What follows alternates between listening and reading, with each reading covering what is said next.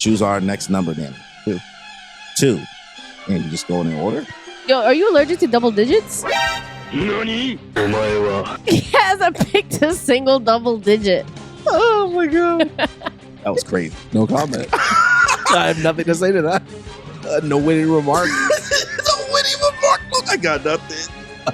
He said, I guess I'm pussy. She got me. She said it so quick, too. It snapped. It bothered her. That's the thing. You're picking all the low numbers.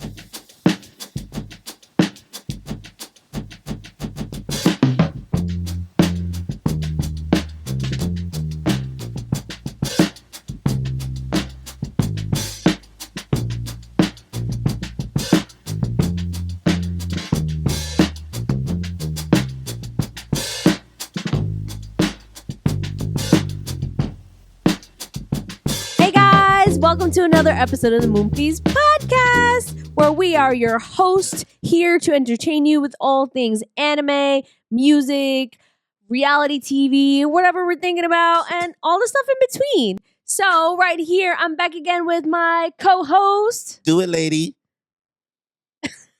All of it. And my other co-host. What's up? We got Danny and Cory here in the house.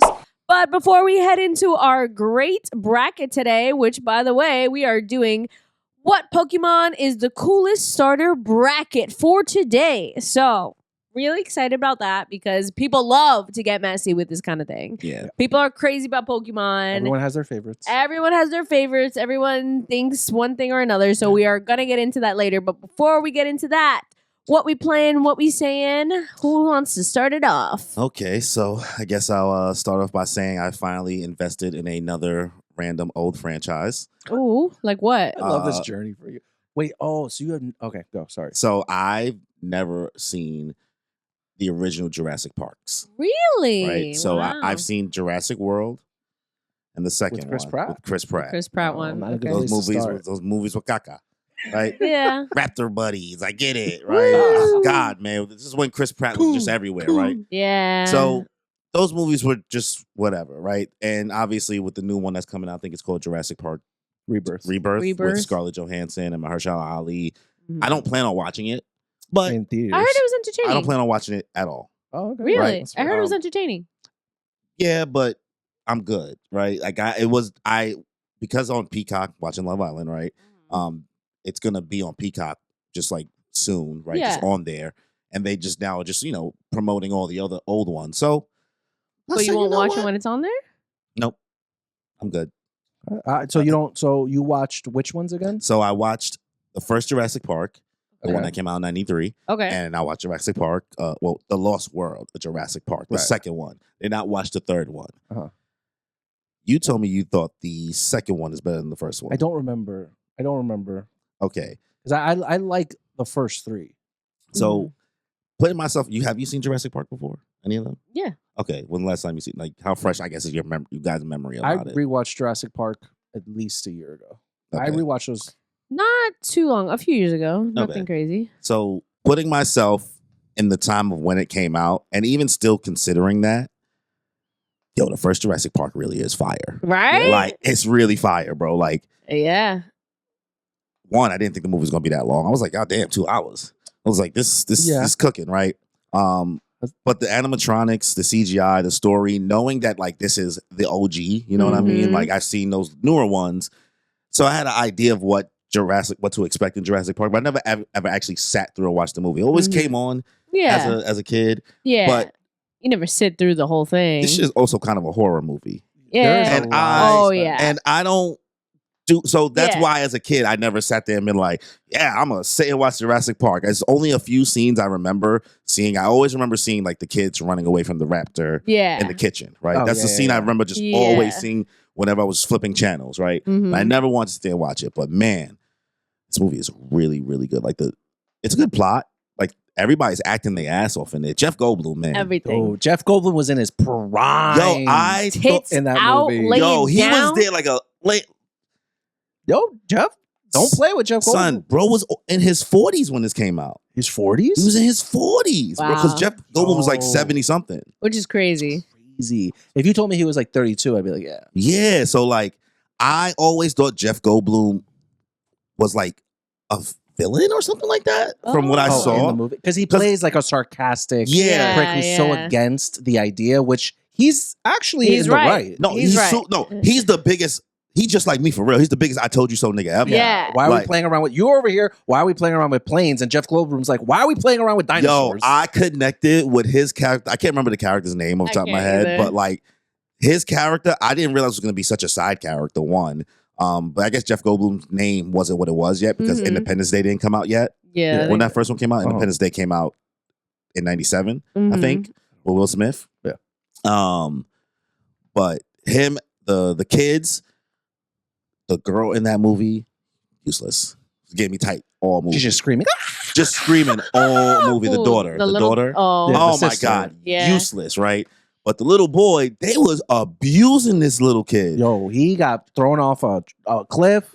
Yo. Stuck in a treehouse. Because, like, I've seen the Jeep thing trope before, but knowing that, like, Spielberg, like, he's cooking because this is like 93. This is such an original idea. So I'm able to appreciate that. And I'm sitting here like, yo, you abusing this little boy. He got zapped by an electric fence. Yeah, sent flying. Boom. Hey, boom, bro, instead, I said, yo. And you didn't think he was going to get electrocuted, right? You thought I thought he was going to just drop. Because there's like a countdown to like when the system comes back on. I forgot about that, You're thinking like, oh, he's not going to get zapped. But nope. Cooked. They was cooking this little boy, son, and he was still putting in work. Normally, I hate kids in like movies because like that's why like I didn't really enjoy Obi-Wan because like Leia was in it being just kind of annoying, and that was forcing the plot to move. And granted, that happened here in Jurassic Park, but that little boy was putting in some work.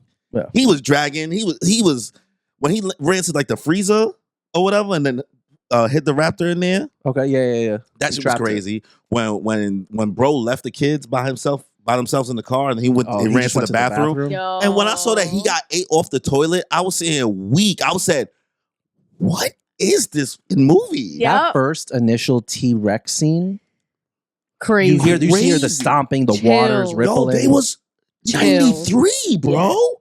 How is that movie still better than every single Jurassic Park that came out after? Like you said, man, Steven Spielberg was in his bag. This is why. This is one of those movies that he has on his resume. This is the movie. 10 out of 10. Yeah. 10 out of 10 movie. I wasn't familiar with Jurassic Park game, and I'm happy I watched it. Good. I'm glad. Now that second one, The Lost World. So Jeff Goldblum becomes the main character, but they removed his whole personality. Oh, really? He was a little bit more like Jeff Goldblum-y in the first movie, and then this one, he's just like stoic and serious the whole time. It's trauma, man. I do it to you. I get that that's what it's going for, but removing it entirely, and I think because this came out, I think right after Independence Day, and in that he's a little bit more serious. So I think they made him be the face of Jurassic Park 2.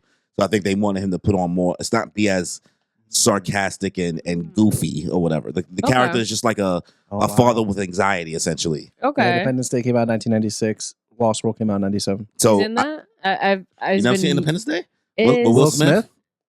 And the other guy, I don't remember. Yeah. No. It's a classic, bro. I know it's a classic. Yeah. My girlfriend's never It was seen one of those that was like, it was always on. I just never watched. I know. She doesn't even care. And that's one of those movies that was also always on. That's what I'm saying. It was always on. You know what scene was always on? The initial explosion. Yeah. And people are running into that door. That scene was always on. Or there's the ending when they're flying in. Yeah. It was always no in between or whatever, right? But Jeff Goldblum's character, he's leading it. I just don't like what they did with him personality wise. The woman from Hunger Games, the redhead lady, she was I think she was trying to be, she was like the president. No, she had silver hair in the Hunger Games. It was like the lady that was like that was trying to become the new president. Elizabeth Banks? Oh. No, not Elizabeth Banks was like. No, that's Effie. Yeah. No, I know you're talking about. Because she was on the screen and she was the villain. Right? Yeah, she was a villain. Katniss was like kind of low key yelling at her. Which woman? About something in the end. Julianne Moore. Oh, Julianne Moore? Yes. Turn it. She's in that show Sirens right now, right? Yeah. The most incompetent female character I've ever seen in a movie in my life. Who is she? She's his girlfriend, Jeff Goldblum's like girlfriend, and she's supposed to just be like an expert on all these things, and like she just makes everything go wrong in the movie. It's actually kind of annoying to watch. Mm-hmm. And Jeff Goldblum has a random black daughter. Okay. They don't tell you who the mom is, but this baby don't look mixed. Like this looks like she look like Gabby Douglas. Like, and she's a gymnast. Bro, there's a scene where this little girl turned into the Pink Ranger out of nowhere. What? That's his daughter. Maybe adopted. They never tell you like who the mother is. Even Vince Vaughn is in this movie. In it. Vince Vaughn literally had a line saying like, "Y'all don't really look alike." Yeah. That's so funny. Y'all don't really look alike. So when she turns into a random pink Power Ranger out of nowhere, they're like getting chased, her and Julianne Moore, by some raptors or whatever, because they decide to go back on the island and fuck around and find out again, right? Yeah. FAFO is all Jurassic Park is. Yep. And the raptors in there chasing them, and she climbs up a pole, like a scaffold. I thought I was watching Rush Hour. Okay. Or Rush Hour 2, because you know that scene when Jackie Chan kind of climbs up like things flawlessly, right? She climbs up flawlessly, and this is a little ass girl. Yeah. And they said like, oh yeah, she got cut from the gymnastics team. Like you tell you at the beginning of the movie, climbs up easily. Then like the raptor is like almost about to get her and Julianne Moore, so she jumps off a random like wooden plank thing that's on part of the whole scaffolding that's in the building. Grabs a pole bar, starts swinging, flips around, and then kicks the raptor through the fucking wall. That's so cool. Through a wall? Through the wall. Oh, wow. We got powers now. I sat there and said, what? And then the fact that the plot was like the guy that was now in charge of the company wants to bring a dinosaur exhibit to San Diego. So then you get the movie basically climaxes like somehow they still decide to bring a T-Rex to San Diego, and the T-Rex gets let loose and now it's running around San Diego.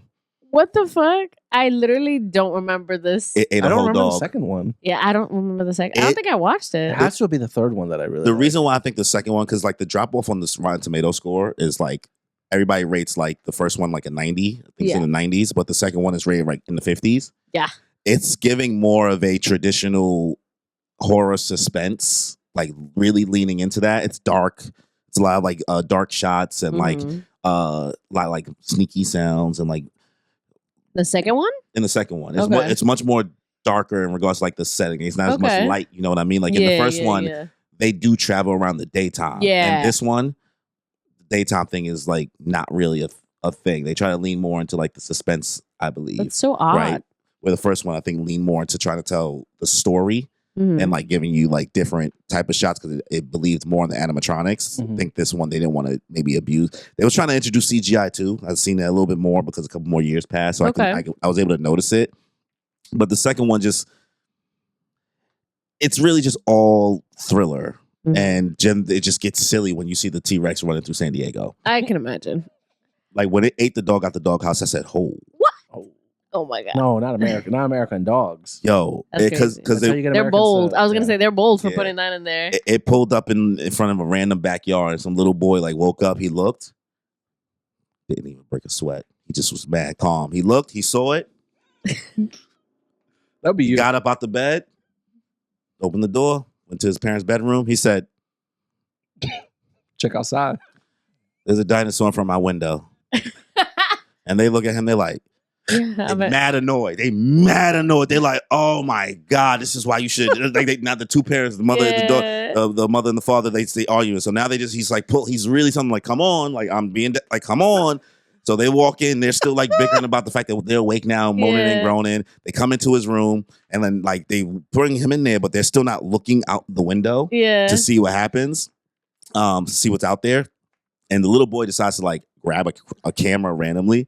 Like, he's just still calm as hell. He's just like, and once the parents finally look up, they're like, and then that's when you see that the dinosaur has the dog eaten and then the chain is hanging out with the doghouse hanging at the end. That's crazy. So does the kid just take a picture of his parents with the camera? He takes a picture of the dinosaur outside. That's crazy. So then he flashes into the dinosaur's eye. Shoot, did they die? No. Oh, they don't? Nah, then you just see it running in the streets and tackling running in the streets. I would have left my house. Tackling buses, and things like that. It just, I don't know, bro. It was all because it was trying to find its baby. because they decided to steal the T-Rex's baby. I know, a little sentimentality to this. Yeah, so it just leads with Julianne Moore and Jeff Goldblum luring it back into the boat, and they said, let's bring it back to its island and let's not go back again. Right, leave them alone. So you're gonna watch the third? You should just finish the original trilogy. I think I'll finish the original trilogy just so I can know. Just because I already seen Jurassic World and the second Jurassic World, but I don't think I did. So I didn't see the most recent one, I think. And the newest one, I'm just like, I'm good because I've seen how bad it can get. But someone brought up a really good point that the two main characters, which is Scarlett Johansson and I don't know what's Mahershala Ali. What's his name? Mahershala. The white guy with the glasses. Ali. Yeah, that's him. Cottonmouth from Luke Cage. I never watched Luke Cage. Okay. Either way, Mahershala. That's the white dude with the glasses? No. You're talking about homie from Bridgerton. Is he from Bridgerton? The white boy. I haven't seen it. Well, yeah, he's so what's his name? Anthony something. Okay, so Anthony's whatever, and Scarlett Johansson. He's from Wicked. Okay, I haven't seen that either. Wait, you still haven't seen Wicked? No, because Cory doesn't want to show it to me. It's on Peacock. Also, she doesn't remind me. Like, I can't remember for you to watch something. No, but I was like, yo, show it to me. He was like, yeah. I was like, give me your account. He was like, you never asked me for the account. Like, you're never just home and texting me and be like, hey, I want to watch Wicked. What's the info? I forget. If you don't give it to me, I can't remember for you. Anyways, so someone brought up the point that both of those two main characters is giving the cast of Atlantis. You know what I mean? Like the white skinny white boy, Milo, and then Scarlett Johansson's the hot blonde chick with that's super powerful. I was like, not the cast I would pick, but listen, I said my bisexual ass is in. I'm in. You got me. You got two, hot blonde chick and cute nerd. I'm in. How have they not made that into a live action movie yet? I think that there has to be some kind of agenda because I think that's a gold mine. An agenda. I mean, is crazy. that is. That's the movie they just did. I'm talking about Atlantis. Oh. You thought I was talking about Jurassic Park? No, I thought you were talking about just the concept of a hot nerd and a hot Atlantis, tough girl. The movie Atlantis. I don't know why. I don't know how they haven't. Because that movie's great. I love that. They should have done that in live action. Yeah. Anyway, they should have done that in live action. 1,000%. But yeah, that's I mean, we saw each other recently, so guys, we don't have as many in our what we watchings. So that's also why JoJo's is not gonna be talked about this episode. Next episode, though. I did finish Battle Tendency though. So he finished part 2. Kimmy just has to watch it. And I started Stardust Crusaders, but I have to stop. Yeah. I gotta catch up. So Danny, what about you? Okay, well, Cory and I finished season trace of Squid Game. It came out, a couple of weeks ago now, which is another 6 episodes. Last week. 6 episodes for the 3rd season, ending the series entirely. A lot of mixed reviews out there on the internet from what I'm seeing. Mm-hmm. More bad than good. For me, myself, and I very much enjoyed the 3rd season. Sure, it has its flaws. I don't think it's perfect, but I'll start off by saying I really enjoyed the 3rd season. I also enjoyed the 3rd season. Out the gate, I can give it a 7 out of 10. This is the 3rd season. I can probably give Squid Game as a whole story in all 3 seasons combined. I can give it an 8. Season 1 is just so good. It is. It's just so good that it doesn't. Season 2 and season 3, whatever your opinions may be about it, it still doesn't weigh down how good season 1 is to a 7 to everything being a 7 out of 10 in my opinion. What about for you? No. I think as a whole, I think season 3 I'll probably still give it a 7. Maybe I could be convinced to an 8. But as a whole, I would 100% give it an 8. I guess also I agree with your reasons that season 1 was just that good, but I also think season 2 and 3 stood on their own. Yeah. I think I enjoyed season 1 for me is the best, then season 2, and then season 3. Yeah. For me, that's how it goes. Yeah. I just think that there were some things in season 3, I agree, could have been, and these are some of people's complaints, could have been handled a little bit differently. Did you watch Squid Game at all? I don't remember. I did. So I watched the whole 1st season, and I started watching season 2 until the first 4 episodes, and they were just so boring that I dropped it. That's sad. But it's okay. A lot of people did. A lot of people did. A lot of people did. I understand people's complaints when it comes to the 2 brothers. Yeah. And how, they never. But let's be honest, guys. What's the older brothers one?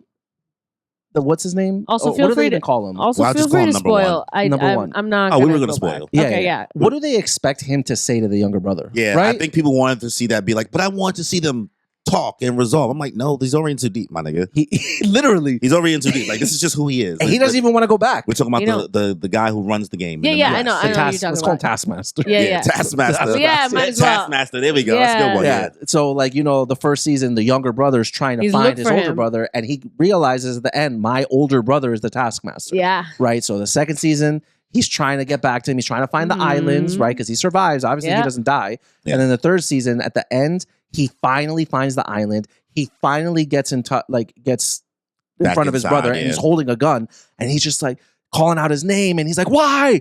Why did you do all of this? Why?" And his older brother literally sees him, Aura Farms. Aura Farms, turns his back and walks away. That's the island's- crazy. And the island blows up because other things come into play, so he has to blow up the Yeah, island. the whole Right? Everyone survives. because they was about to get finally found out by some authority, so they Destroy the evidence. The whole island blew up. Right. Okay. Yeah, he didn't say anything to his brother. That's crazy. He's the audience. He's the audience saying, "Give us your backstory," and he's like, "Nah." So also another thing for you to know, because to give you context of how we even probably get here, because we might as well at this point. Season 2 plot twist with the whole boat shit was that the guy running the boat was working for Taskmaster and that whole I island the whole fucking time. knew it. Right. I knew so it. he was never letting him find Yeah, the place. the island. See, Right. I knew. I called it The immediately. Taskmaster called him and was like, "Yo, go pick up my brother." Yeah, and then eventually, the other homie that used to work for 456, the goofy thug that was just kind of like he was the kind of comedic guy, Yeah, the yeah, one who yeah. had to play that game in the beginning of the second season, Yeah. the rock paper scissors, and his Mhm. homie Minus died. one. Yeah, rock paper -1. Does he die? He Okay. he lives. He finds out, and he's the only one that realized that the fisherman was suspicious. So he went on his own side quest or whatever. Because no And one then believed him. Nobody believed him. He was like, I don't trust that guy. And he was like, but you be drinking. I don't trust you either. I don't trust you either. And you be drinking. You drunk. Right? And he's Because like, "I can't argue with that."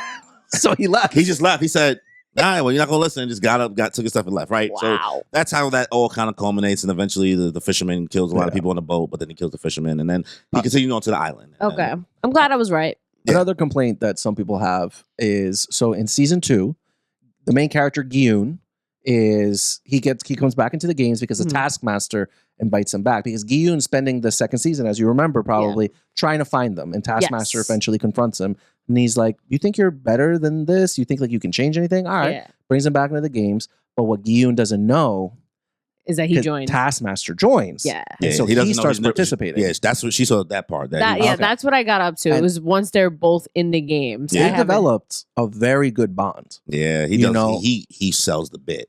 He lets himself get hurt a lot. So Yep. you really believe that he's your homie. Yeah. They even went to, at the end of season 2. Season 2 ends with Giyun leading a band of rebels Okay. to like, Storm the Capitol. yeah, exactly. So they end up getting some guns, and they're like Yeah, they trying to break out, right, and Taskmaster's right there alongside him. But then at some point, they split up, and Taskmaster, It's like, I. everyone knows who he is too, and he's killing all the them. work, All all the the workers, workers. yeah. So they're like all the workers making sure he doesn't get hurt too at the Yeah. same time, while some of them also getting killed. Uh-huh. So he's letting them do this whole coup d'etat. Like he's letting this whole rock out, and then eventually, as it goes on long enough, he's like, "Okay, now it's time for me to switch." yeah. Goes around a random corner, switches it up, and then kills Guillaume's best friend in front of him. Which one? The one that was his homie from the first season. The only other dude he knew when he got in. 456 killed his homie, then hung him. Yeah. So then the season 3 is basically watching 456 kind of blame himself for everything that happened. All the people that died trying to storm. Like some people have trauma. One person has trauma. The R.I.P.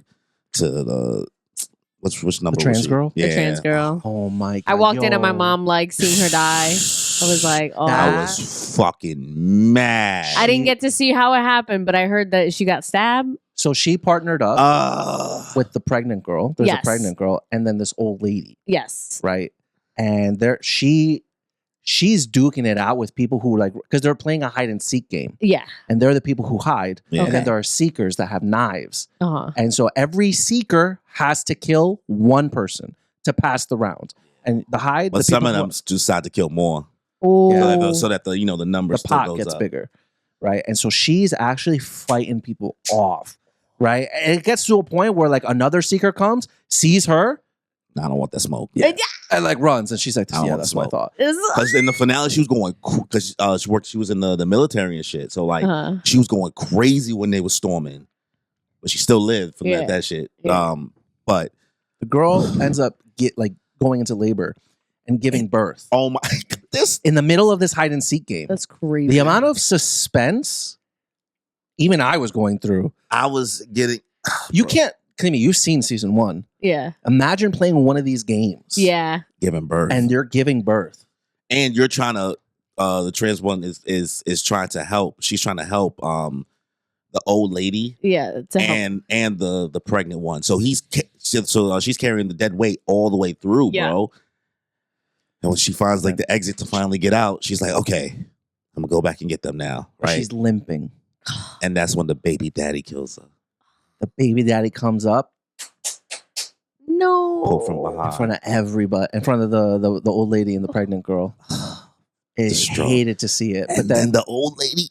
Yo, actually, season 3 is fucking good. Do you remember the old lady came in with her son? Came in for her son. Yeah. Because she knows that her son had gambling debt. Yes. And she kind of, so how it happened, how the assignments happened, the mom ended up being a seeker and he was a hider. Okay. And she was like, he said to her, he's reverse. The mom was because the mom was the seeker. So she had the knife. And he comes up to her. He's like, Mom, you go hide. I can't have you killing people. And she's like, son, I know you. The hiders don't have to kill people. Yeah. The hiders just have to survive the time limit. Or he's like, I know you. I know you don't got it in you to do that. Like, I'll do it. I'll bear the responsibility. And he's like, no, Mom, I can do it. Right? Okay. So he spends the 40, the 30, whatever, how much time doing his best to try to find somebody. But he's literally like shaking, bawling his eyes out the whole time. Right? He couldn't do it. Gets down to the final minute. Unfortunately, the trans girl had already died at this point. So the old lady and the pregnant girl go to the exit, right? And they're about to open the door. 1 minute left, too. 1 minute left. The old lady's son comes in and he's bugged out because, again, a seeker has to kill at least one person in order to pass. Otherwise, they'll shoot you. Yeah. And other seekers are killing extra people. So like the number, there's not enough. It's not enough for every seeker. So the son sees the pregnant girl and the baby, and the mom already sees it, and she's like, "No, kill me, kill me." And he's like, "Mom, I can't kill you." They battle it out. They don't battle it out, but she's like begging him, "Just kill me, please. I've lived long enough." And he's just he pushes the mom out of the way, goes to stab the baby or the pregnant lady. Mom comes behind, stabs her son in the back and kills him. Well, and then the time ends. That's crazy. Okay. And then fucking heartbreaking. And then the following episode, she hung herself in the beds because she couldn't live with what she did. That's crazy. It was to seeing the trans girl get shanked. It was just the way back she to died. back to back. Like it was just it's so gut punches to gut punch to gut punch, bro. The old lady having to stab her dad, her son, and then hanging her. Like it season 3, yes, it has so many flaws, so many issues. But there's so many moments. The highs are like this is peak. Like there's moments where you're like, this is peak storytelling. Okay, this is peak writing, right? Even though it may be a lot of trauma, sometimes people don't like that. I guess, and I can understand that. Yeah, of course. I don't like losing the people. But this is Squid Game. You already know. You know now we know. You know what after the first one. Yeah, you know what you're here for. So like, I think one of the most ridiculous things is the baby plot. Terrible. I could have did without. Terrible. It was interesting, but like they really was dragging this baby. It got to the point. It was a player. It got to the point that like it was a jump rope game, right? So you had to get across the bridge, right? And the jump rope, it was wild. It was just as crazy as like the jumping on the glass game, and like there's a time limit to get across the other side. So that concept, right? So there's a rope that's like a wooden rope that's swinging around. You got to get across the bridge. But she not only twisted her ankle, the pregnant girl, during hide and seek, she also has a baby. And then they don't let her put the damn baby down? No. Everybody has to go over. Well, no, they made that rule. Like, she's asking the right question. You know what I mean? Because like she thought she was going to be able to leave the baby on the bench. And then because unfortunately these game watchers speak in English, which is the VIPs, they're watching, and they decide on the fly to be like, you know what? The baby should count as a player. That's crazy. Yeah. Well, the baby should count as a player. Like she took the mom's spot after the mom died. That's wild. But in the game, they're like everybody has to go. Everybody has to go. Yeah. So if she left the baby on the bench, It would have been it. then they would have killed the They baby. would have killed the baby. If she got across. They wasn't just gonna let it not be And her considered. ankle is the size of a grapefruit. OD. She fucked it up. OD. So Guillaume takes the baby.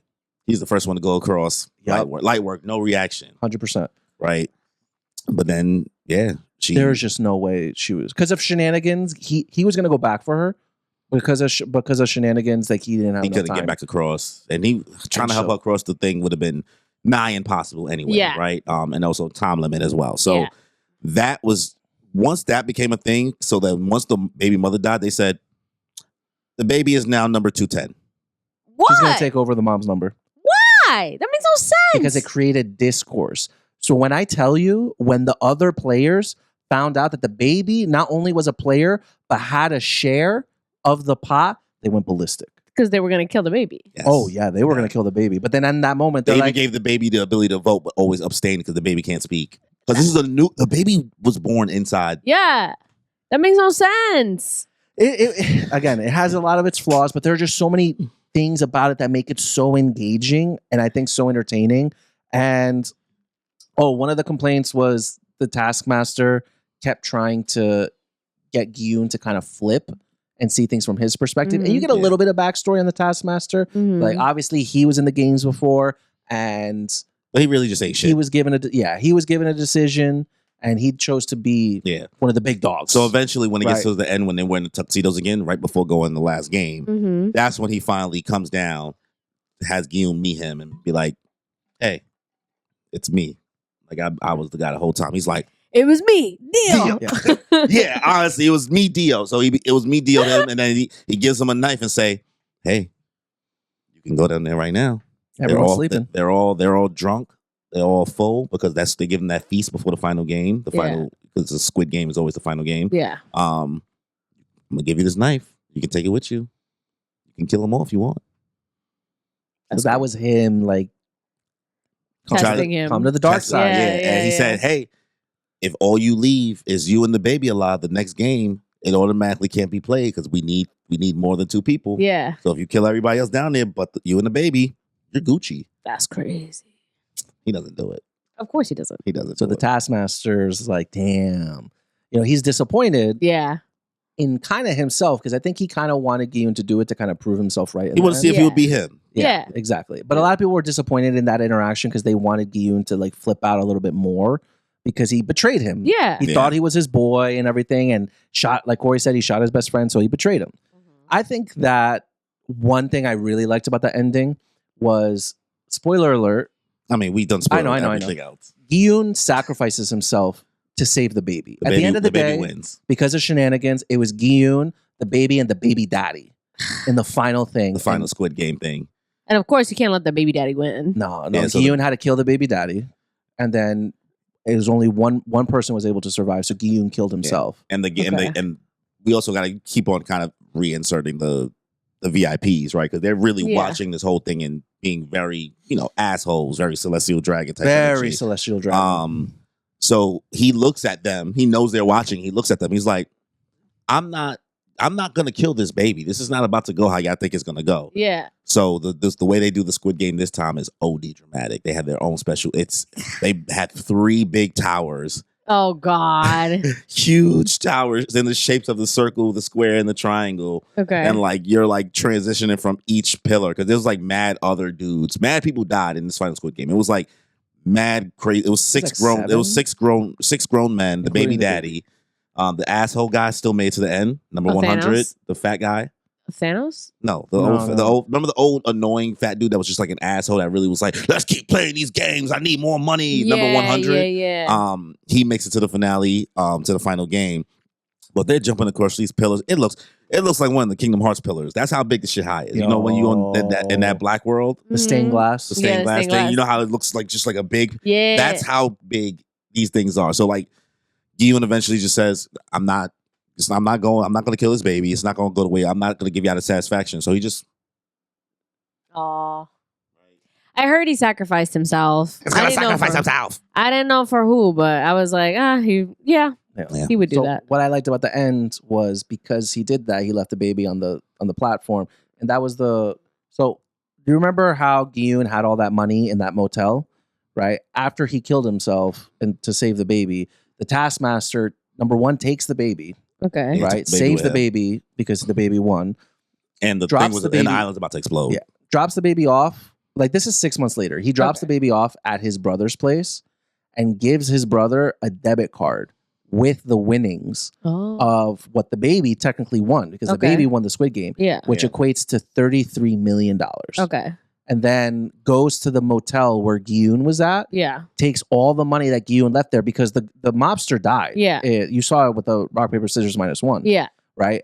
So he goes, takes the money, and then flies to San Diego or San Francisco or Los Angeles, actually. Yeah. And meets Giyun's daughter and gives her the debit card. And Giyun's like track jacket. And lets her know that, he's dead.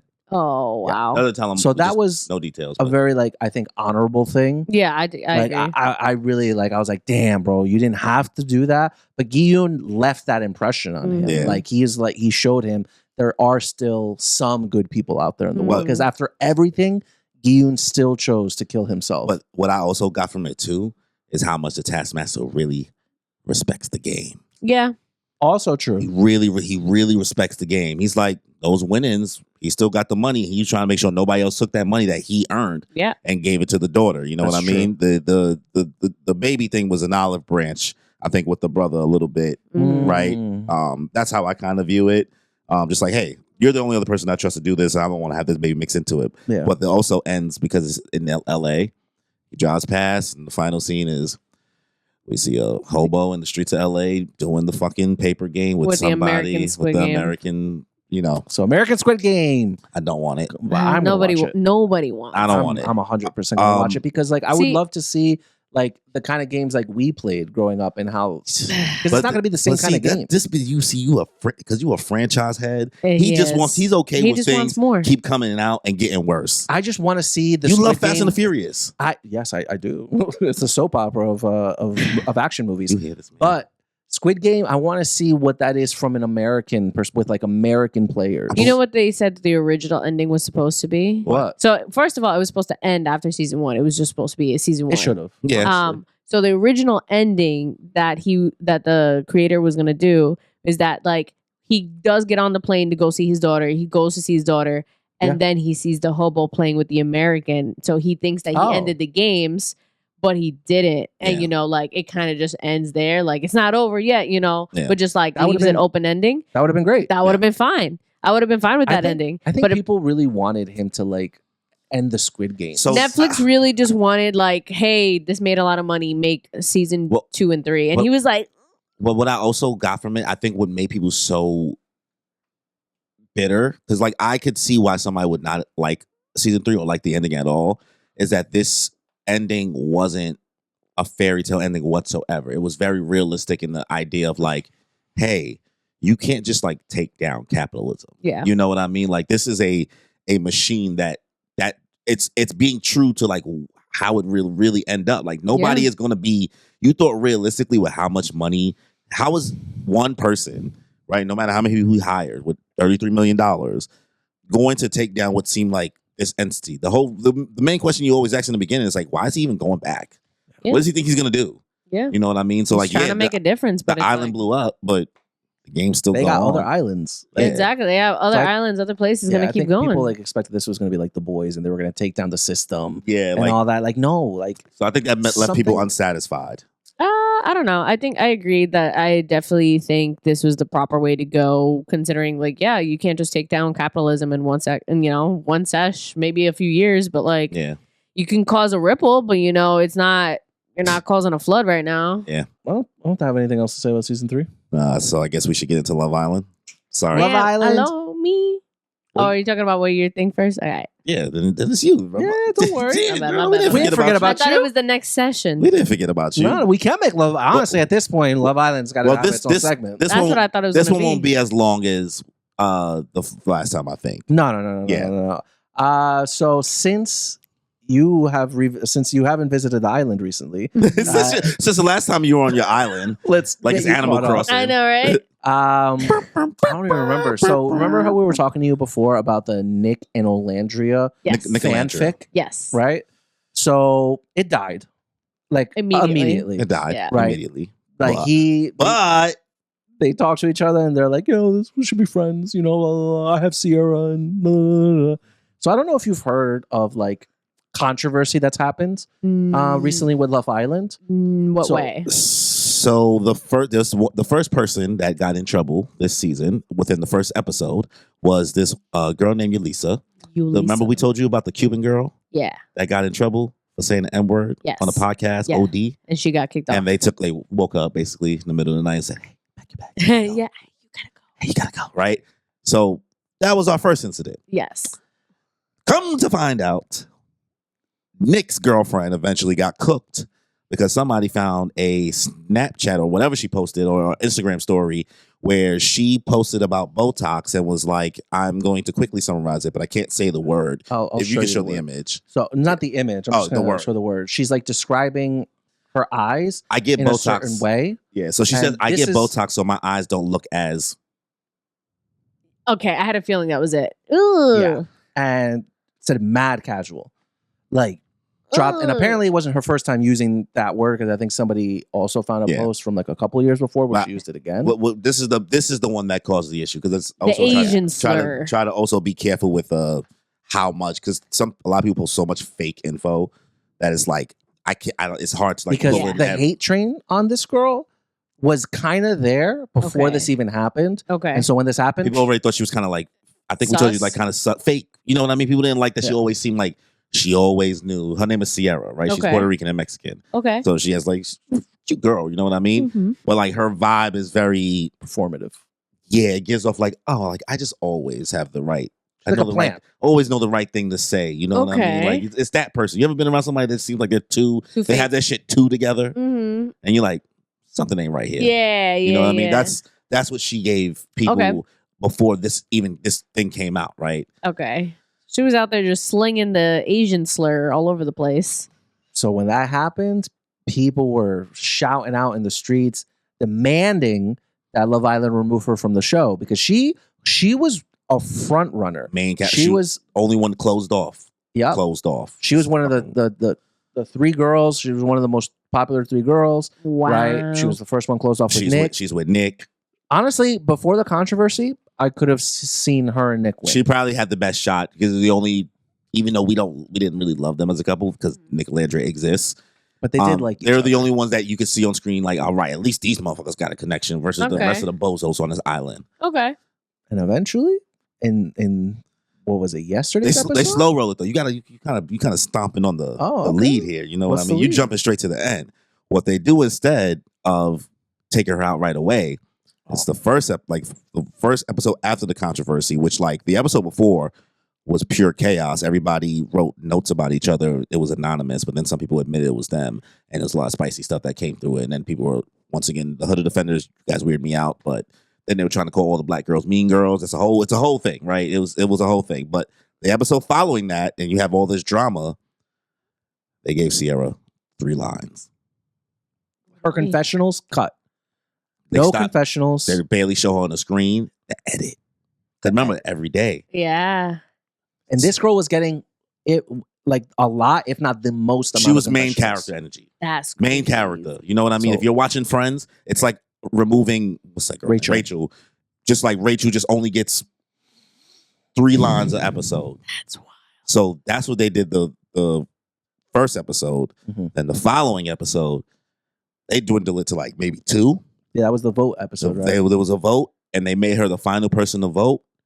She voted. They had her vote to keep this new couple, Alandria's ex now, like the one that she's uncoupled with, the guy Taylor with the cowboy hat. Okay, he's in a new couple, so she decided to vote to keep Taylor on because he was about to get voted off the island, right?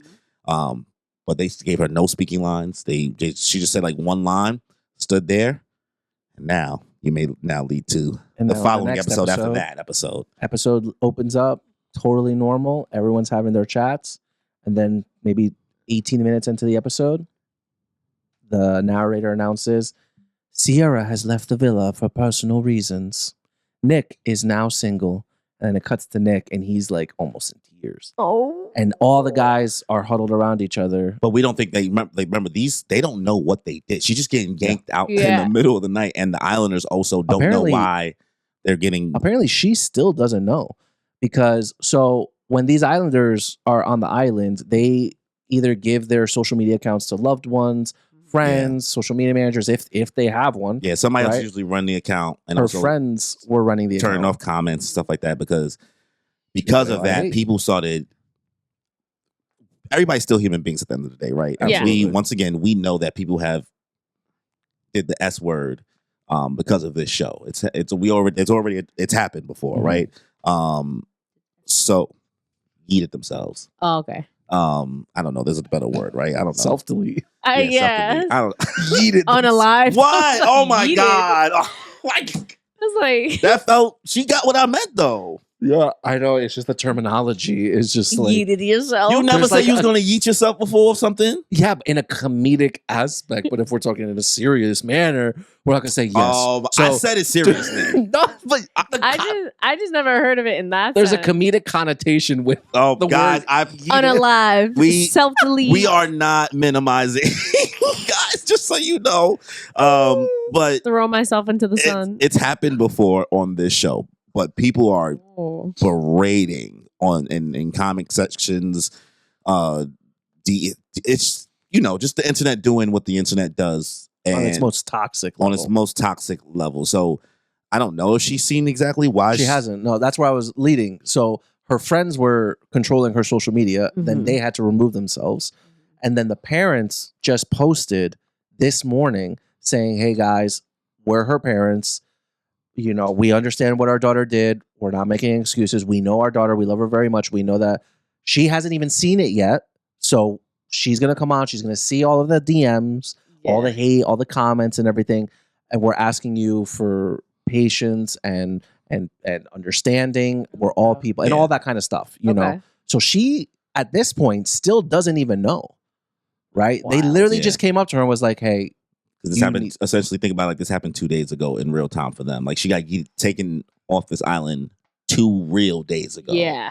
Honestly, it's really hard. She was almost at 1 million followers and has lost like 300,000 followers. The girl running her account was her friend because her friends dipped on her immediately. They put out a statement saying like, "Yo, we don't fuck with that," and immediately just stop running her account, stop posting, talking about her and thing. What? She was big. Her friend was bigging her up the whole time. This is white girl. I don't know her name. And somebody was saying something about her being a mean girl and hating. That was because of the other thing before this stuff came out. And she was popping wow shit on TikTok. She was like, you think this is a big, like you guys are acting like this. Meanwhile, she was at like 900 and something K followers. She's about to hit 1 million, bro. About to hit. So she was popping wild. So she's like, she's on the way about to hit 100, like a million followers, like blah, blah, blah, blah. 48 hours later, bro, 300K gone. Just like that. Thanos snap. Yeah, it's crazy. I can't imagine the thought process of anybody being like the first girl you listed. At least it was like the second episode. Yeah, clipped. That's it. Yeah, this girl was up here. We're talking about 20 something episodes in, bro. Yeah. Mentally, this girl's up here, and now like you're coming in and you're being thrown into a shitstorm that you. Because of the actions that you did, yes, but like still, yeah, like she fucked up. Like she shouldn't be saying shit like that. It's like like the same level of like, all right, bro, just don't talk about other people's features as a flaw and thing like that on a racial level. It's like I understand she fucked up, but boy, I don't know if she's prepared for like back to that. I don't think people should be sending. Yeah, people be doing a lot, bro. Because people be also like took it weird with the Hooda thing, where people was like harassing Hooda's baby father. You know what I mean? Wow, really? And stuff like that. Like it people just take this show, and unfortunately, this is once again because you don't see as much TikTok discourse. TikTok discourse is a lot more toxic than what you get in an Instagram reel. Just like people are more brazen on TikTok, and because Instagram is like posting to people that really know who you are. So that's why you don't get the same level of like vitriol in an Instagram TikTok is reel. more random people. Yeah, people just like yapping, discussing. You can be you can truly be yourself on TikTok and just post whatever. Honestly, right? But That's there's why so all many the spam accounts because people don't give a fuck. right. So that's why we kind of call it more the wild. It's not as bad as Twitter, right? Ex girl over here, but that's where I always say like, hey, you don't see enough of the discourse to see how bad it really gets. But like, whew, they be ODing like. That's what you missed. That's wild. So That's what you missed. But because of that, so to lead back into what we were originally gonna bring up, Nicolandria stocks are up because Sierra took off the island. So Nick's single. Alandria, man, is with a new girl. And that was the only option left because there's barely any motherfuckers on this island. They're literally in a friendship couple now, but they're both. He want her. I can tell already. Once again, we said before, she don't be dating no white boys. That's not her bag. Okay. This boy, I seen his TikTok and his old stuff from him in college. Nick might be one of the homies. I seen this nigga around a lot of black niggas. Rocking with Mark. Rocking with Mark. Bro, he got mad with the Elan dude that's there. Right, one of these dudes that basically the guy looks just like him because he wanted Sierra. Nick 2.0. And he had his confessional and he was like, yeah, I don't know, man. I feel like he thinks shit's sweet. And shit not sweet over here. I was sitting here like, oh, that's Nikki from the block. That's Nikki from the block. That's Nikki from the block. So he straight up pressed him. He was like, yo, I thought you disrespected me, bro. Because he looked at him when he was like all up on Sierra, like during the challenge, and was like, now you got to watch. Ooh. Yeah. And Nick literally in that moment. He said, shit not sweet, bro. And Elon was popping wild shit before Nick pressed him. And when Nick pressed him, he ain't silent. Yeah. Silent. Wow. But can we talk about my parlay hitting? Listen. They doubted me. You know about Amaya Papaya, right? Yeah. I never doubted you. Right? No. My Amaya stocks have been in. No. My parlay hit. Everybody had Amaya stocks. Uh-huh. But I'm the only one that said, hey, I believe in Brian. You know what they said to me when I said that? What? Who was that? Who? I had to Google that. Who's Brian? Brian's just this other fellow Dominican. No, he's Puerto Rican from Boston. Oh. Puerto Rican from Boston. Looks mad Dominican. Are you sure? Yes, he said it. He said their families both. He must be Puerto Rican and Dominican. Maybe. Because they said their families are from El Campo. So maybe he's Puerto Rican and Dominican. There's plenty of those, but he's from Boston. No. Like, I have to show you a picture of what this man looks like. Yeah. If you're telling me he's not Dominican, then I'm blind. I don't know. And then, I mean, she looked Dominican. She's not Dominican. That's true. That's true. And Amaya's from Brooklyn. Like, for real. Like, I realized she's not from I thought she was Bronx. No, she's from Brooklyn. She went to Midwood High School, which is like over close to the Flatbush. Yeah. That's Brian. Like, so my parlay hit because nobody was just talking about Brian. He was a nobody. He had no lines. He was tagged with I'm stealing your man. Yeah. Who she's gone now, Anthonyana. And I said, yo, I feel like he's the only one that could save Amaya because nobody else was understanding Amaya's vibe. Pause. Do they just pick people with like the ugliest tattoos to be on the show? It's a thing. At least like his are like pretty. Like the artist did work. But like they're still not good tattoos. Yeah. Yeah. The tattoos are a thing. That's crazy, bro. It's unfortunate. All right. Every man that I've seen on the show, nobody's worth fighting over. That has also been a critique of this season. Yeah. Miguel last season, though. Miguel last season. Show her Miguel from last season. Season 6, right? Anyways, Nicolandria stocks are back up now, right? So now they're coupled up and people believe that's going to happen. Amaya. This was Miguel from last season. He looked like a rat. Wow. That's her opinion. That's fine. Wow, that's crazy. I'm offended. Oh, wow. You know what? This is not a good picture. Yeah, you violated, bro. You chose the picture. Those are the worst pictures. That's the promo pictures are always the worst pictures of them. It's always the worst pictures. Miguel, I love you, bro. You do look a little ratty in that picture. I'm sorry, I'm bro. so sorry, bro. I'm sorry, bro. Because he's an anime fan too. He got a Naruto tattoo on him. Honestly, ever since Kimmy said it. Let me see. She ruined it. We love you, Miguel. All right, he looks better, but them ears, bro. I don't know. All right, let's not cook this man. All right, she OD'ing now. He got a British accent. We like Miguel here. Okay, that's hot. But like, we like Miguel. It's all right. Give me the phone. And he watches anime. Okay, he gains points, but like, Whatever, you a hater. I'm not hating. He just looked, little, with the pointy ears. We got you. It's okay. Yeah, It's fine. You're a hater. Not us being offended for real. Listen, there's so many beautiful men in the world. Why can't they pick any for a show? But yeah, It's supposed to be shallow. These men.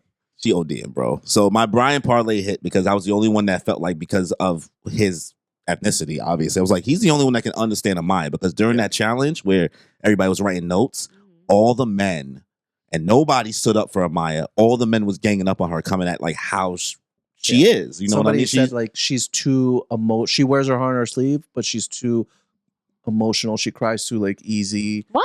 You be saying babe too soon, and you be saying, oh yeah, that whole thing. That whole like you had Ace cornball for this. You had Zach, who was the guy she was coupled up with, the Thai dude. He's also from Manchester. He's friends with Miguel, attacking her, and then you had the white Trump dude, Austin, attacking her, giving wild microaggressions while talking to her, saying like, I don't know if you understand, because that's crazy. But the only person, because none of the women stood up for her during that moment, the only person that stood up for her, the one line he had all show, was stand up for Amaya, saying like, whoa, like, she's Hispanic. That's regular in our culture, like saying me amor and blah, blah. Yeah. And he the only one. And then that was the only line. And I already called it before he did that. I said, the only person who can save us is Brian. 2 episodes later, he does that. And I say, she puts on the fucking moon. She put on her little moo dress. She had on a moo, bro. What's that? You don't know what a moo is? It's like a little nighttime. The flowy dress that the Viejas be wearing. Flowy dress. You know what I'm talking about. Okay. Because they be having all their shit out. You know what? Yeah. You know what I'm talking about. Yeah. So she puts on her nighttime. You got a moo probably. I've never heard the term. That's so funny. So she put on her nighttime moo. Okay. Right. And those two had probably the best kiss I've seen all season. There was also a poll. So we also then found out after that episode that Amaya was. They had to rank the Islanders. Yeah. Right. The first category, which girl on the island is the most genuine? Right. Because the girls had to rank themselves first, and then the guys ranked the girls and what they thought. And then the host was like, all right, now I'm going to tell you what America thought. Ooh. Right. Amaya was maybe like 5th or 4th or 6th place. Yeah, right. Boom. First place, number 1. For most genuine. Then the second one was most trustworthy. Okay.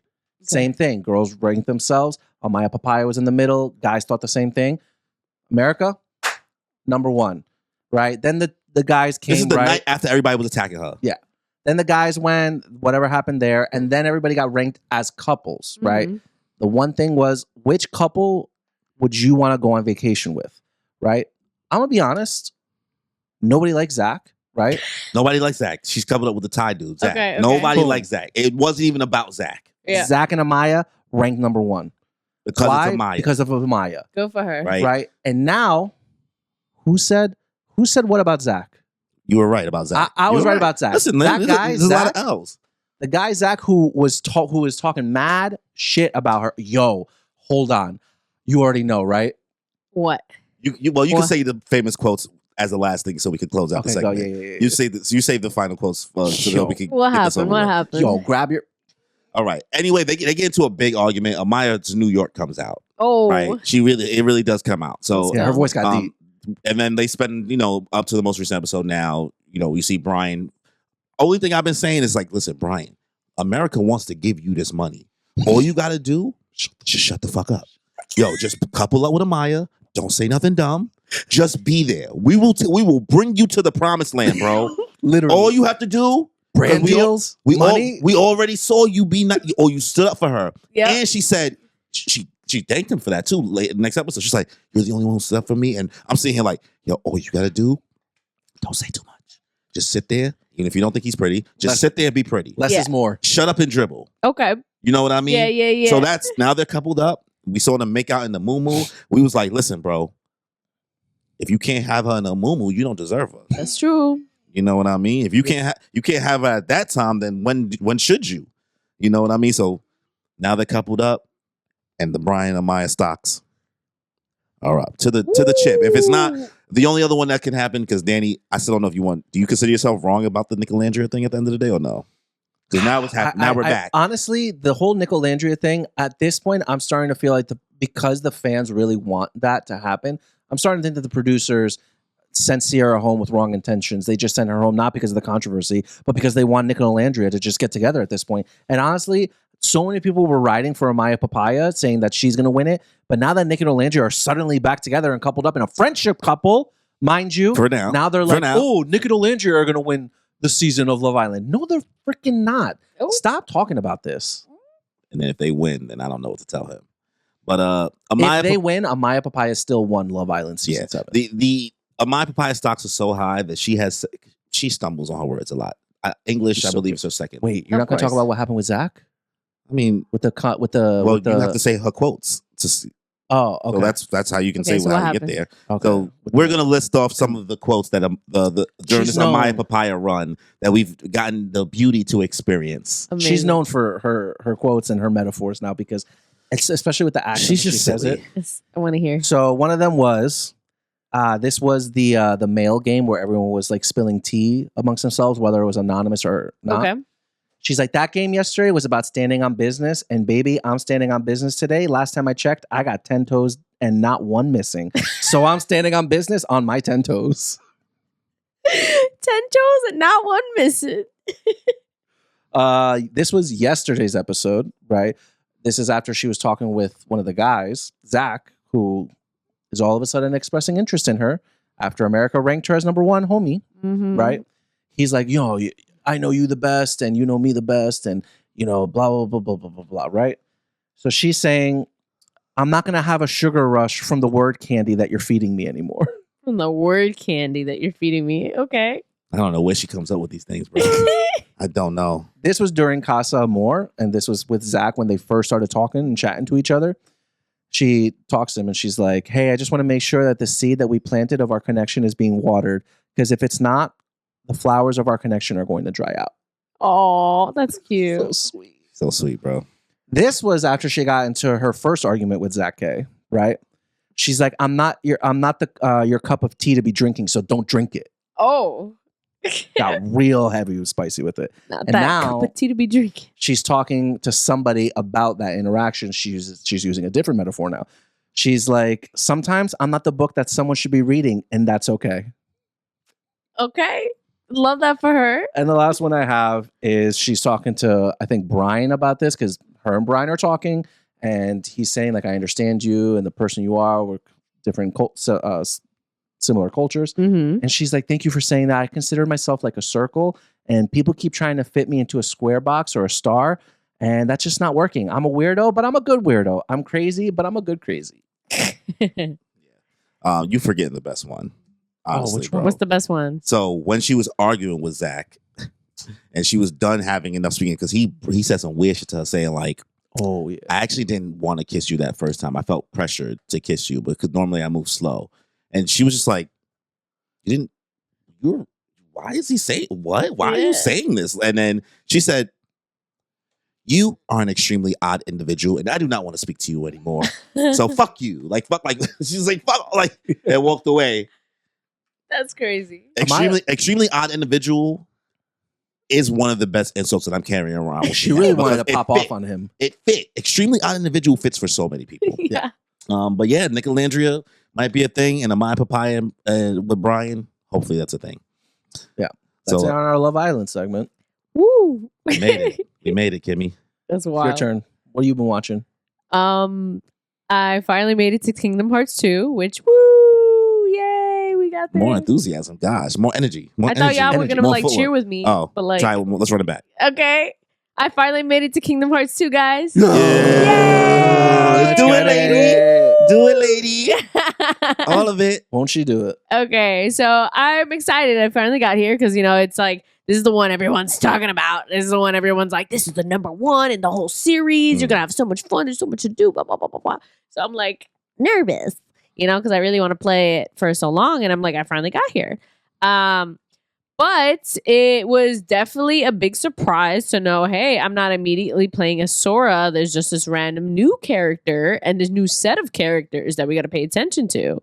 So I was definitely a little shook and taken by a Confused. surprise. I was like, yeah, what's happening? Imagine us not playing the second game. Yeah. And we just don't know nothing. No, we don't know nothing that happened in Chain of Memories.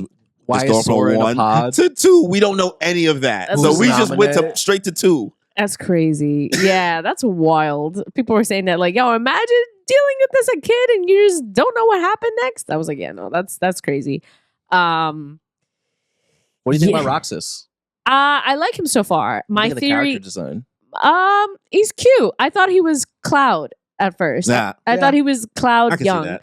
I felt silly afterwards because I was like, I saw the beginning, like the game picture in the beginning, and I was like, oh look, it's Cloud. And then I was like, oh, no one told me. Psych. But I was like, oh, this is not Cloud. You found out by yourself. You just Yeah. like, you played yourself. Yeah, I was like, oh, that's not him. Another cutely white boy with big blonde hair, but Spiky. cute. Yeah, spiky hair. Guess what you think about the character and everything like that? I like it so far. My theory that I was running that, like, I still don't know if it's correct or not, so do not correct me. But I was thinking, I was like, okay, it seems like this is actually, like, at first he's dreaming about Sora, and then I'm like, what if he's actually Sora? He's still in the pod because everything seems to be fake here. And they're trying to make Sora like realize who he is, or like realize, or like fake realize who he is, so he like turns to the dark side. So that Naname or Namine or what the fuck her name is, Namine. Yo, she hates nominate. Anytime you Yo. see us, you get mad. Yo, fuck that bitch. She pisses me off. I don't like her. What did she do to you? I'm loving this. I don't like her. She fake as fuck. She's so fake. She's She- messing with both she of my did. boys. Yeah, she did. And instead she was like, "Oh, I'm the girl you're looking for, not this. No, Kyrie. No, you don't know her. You don't know. It's me. You've been looking for me." Just The nominate heart is crazy. Yeah, because I was just like, bro, like, she's not wrong though. no, because the whole second game, it was like, oh my god, I'm looking for nominate. And I was like, yo, why you bitching? Where's Kyrie? Why you not bitching about Kyrie?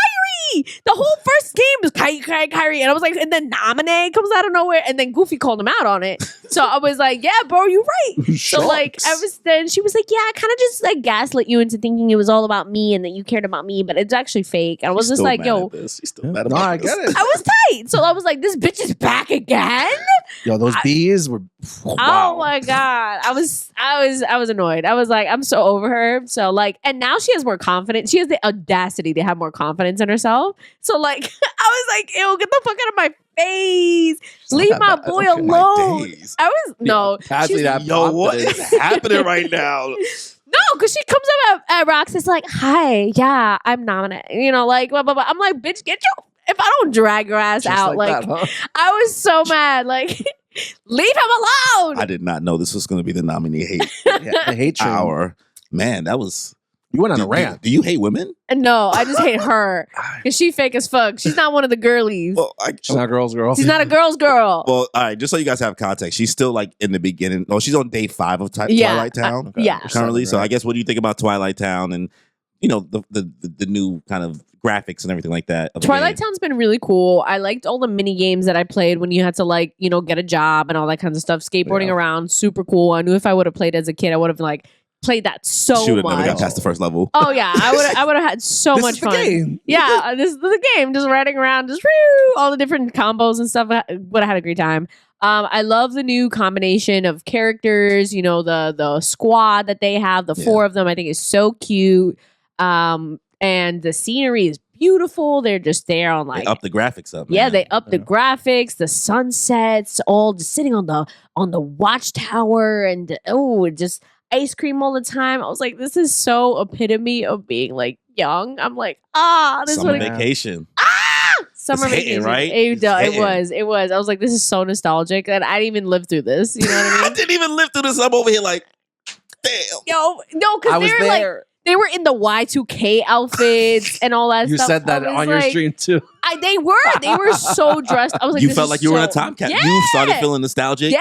And you didn't even play this growing up. I didn't. She started being like, damn, I remember 2005. Yo, because nobody dresses like this unless you were from this. Especially the girl. Yeah, her and her tomboy ass outfit. I was Yeah. like, her hair with the like high top, short emo bottom. I was like, nah, this is so like early 2000s. So I it's can't. so interesting hearing how you talk about the story now versus like when you were still getting through the first game. You Mhm. have so many more opinions, seems like now in regards to what's happening, especially theories too. Like the fact that Yeah.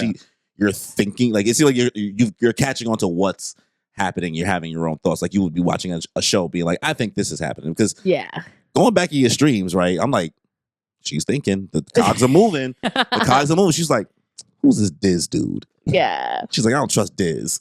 No, but at the same time, I feel like the first game was a lot more straightforward, so you didn't have to think as much. It was just kind of like, this is the objective, this is what you got to do, get through this. And it was like, go. Now. Exactly. There's way more to it. We have more plot points, especially with like, all the chain of memory stuff. And then coming through, like that was basically like its own mini movie, you know? So like, okay, coming from the movie to this, it's like, okay, now there's way more to it. And the bad guys, Mr. Demogorgon, the nobodies, the Slinkies. They move like the tube guys. The wacky, wavy, inflatable arm flailing tube mans. Inflatable tube mans, but they look like Demogorgons. Like, it's cute. Their movements are way more interesting than the Heartless movement. It's much more slick because like now you have that new mechanic now, the reversal move. Yeah, which I thought was very cool. Yeah. I'm liking it so far. I'm very intrigued to see like what's happening because obviously he's having dreams about Sora, and I'm still like, is this actually low-key Sora, but like in another universe? I don't know. But yeah, I'm interested. And if he's not, how is he going to meet Sora? Also seeing Kyrie older is very cute. Because I think they said like a year has passed or so. Yeah. Maybe a year or two. She like doesn't remember him or some shit. Yeah, she doesn't remember his name. And then at the end, she finally remembers his name. Like, Sora. Yeah, his name is Sora. It starts with an S. And they're all like, who the fuck is Sora? Yeah. Sora. I'm happy to see you move forward in the game. Seeing your excitement and the way you're thinking about things. Season 2, not season 2. Jesus. Kingdom Hearts 2 has a lot. There's a lot to really love and appreciate there. You're gonna have way more fun because even once you get out of Twilight Town, it's good. It's good, and I feel like you understand. You already kind of jumped in knowing the mechanics already, like the game. Like in the beginning, you did forget to put your abilities on again, but now you should be fine. But it seems like you're just more comfortable overall, even though they're gonna probably add new stuff, but you came in like way more comfortable this time around. Oh, absolutely. Because I'm like, once I know the game, like that's it. I got it. It just took me a while because I wasn't familiar with the game, So now we're going in there. We're going headstrong. Woo! Well, we are excited for you. We are proud of you, man. Because you are in for a hell of a ride. So what else are you watching? Besides that, I watched this new show called Kipo. So it's another DreamWorks show from I think around the same people that did like similarly Voltron and like She-Ra and like that group. It's interesting. I only watched one episode, but my friend like recommended it. Apparently the creator of that show is the husband of Maggie, who did K-pop Demon Hunters. Oh, so her husband, so like talk about a power couple, right? So he directed Kipo, which is like 3 seasons. They're 10 episodes each. I only watched the first, but you start out with this one girl who has like pink skin. She comes out from like underground. It gives very like kind of Gurren Lagann vibes in the sense of like she's like a mole person, like somebody from underground, and she's like, "Fuck, I basically ended up on the surface. How do I get?" So interesting to hear you use Gurren Lagann as a reference. Yeah, that was. I'm like, whoa, who? Well done. Wow. Times have changed in these past 2 years of this podcast. Look at us. We've grown. Look at it. He's wearing a Sailor Moon shirt. Yeah. That's great. I represent the girls. Yes. Oh my God. Character development, yes. Stupid. But yeah, so she comes up to the surface and she realizes that one, like all these animals are like super big. It's like way in the future. So it's like from like 2070 or something like that. So it's like something basically happened to Earth to make it like super weird because there's still like buildings that are cracked and stuff, old schools, but like all the animals are super like radiated. Who knows if it was like after like, nukes or apocalypse or what. Yeah. But there's only a few amounts of humans are running around. And basically the girl, I don't even remember her. Her name is Kipo. Okay, so she's Kipo. And she meets some girl, and she's this little black girl who has like a wolf head. And so she's like, "You're not telling me your name, so I'm just going to call you Wolf." And she's like, all right. She's like, "Hey, I need to like get back to my family underground." Yes, that's it. Okay, yeah. I kept messing it up thinking it was Kubo. It's not Kubo. Kubo is something different. Yeah. Kubo is something different. But in my head, every time that he said Kipo, I was like, Kubo. It's not it. Okay. 2 different things. So she's like, hey, I need to go back down to like my family down there. And apparently a lot of the animals, some of them are sentient. So like these frogs start coming after her. He's like, ooh, actually, I think she's a mole person and she's going to lead us back to all the humans. They probably can get to all the humans. I don't know if they want to eat them or what's going on.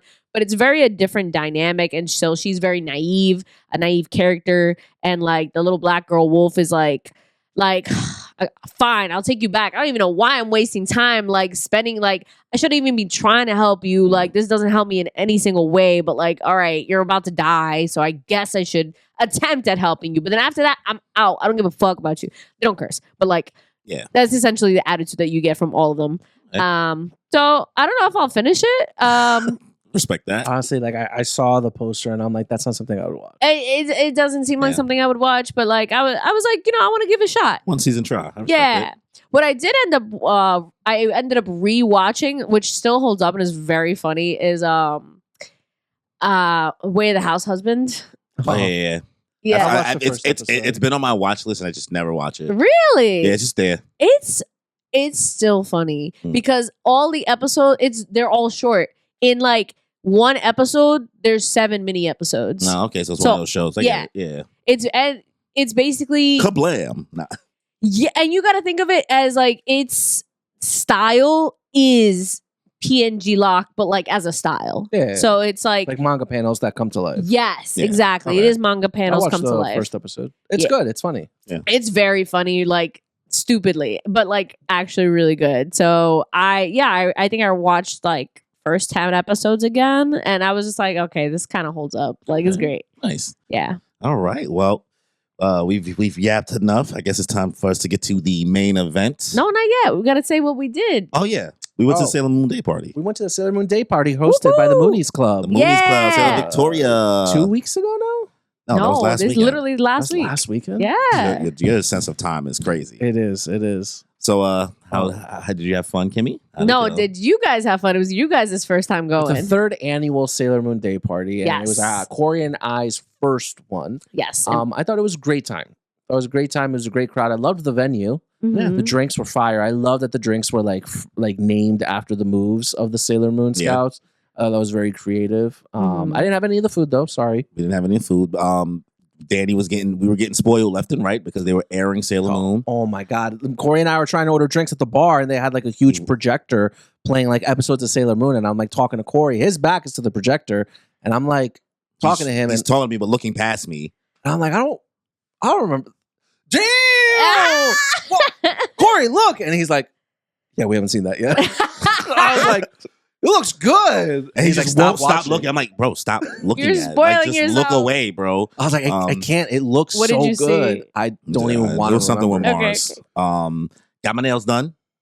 Hell I got 2 nails done. Yeah. Respectfully, I don't know how. I broke this before as soon as everybody's bow came off. Like my bow broke already. I lost the gems already. It's my first time ever getting my nails done. I don't know if I'll ever do it again. Well, I've got my nails done with like clear nail polish. I've gotten a pedicure, but never. The issue is with gems. That's the risk of getting gems. They always almost fall off. Well, that's not the gem thing for me. For me, it's because I'm not used to it being on my fingernails. It kind of like baffles me every time I get my hand. Like it distracts you. Yeah, it distracts me every time my hand is in my view, like when I'm editing or when I'm doing other stuff. So like it's kind of like me up because I always forget. Just like I say, I forget where my injuries are and I forget where my tattoos are sometimes. Yeah.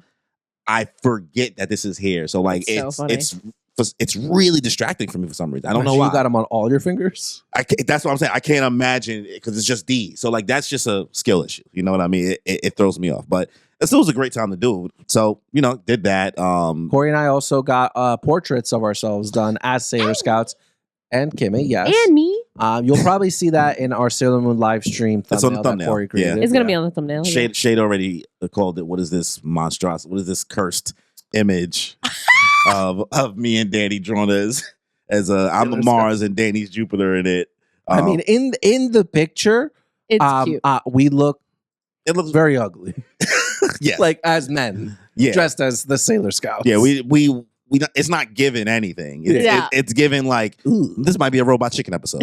Not saying that the artist did a bad job. Yeah, no, it's not. All. It's not bad. Or it's just Kimmy's looks exceptionally better than ours. Yeah. We're just ugly. in that format. Yeah.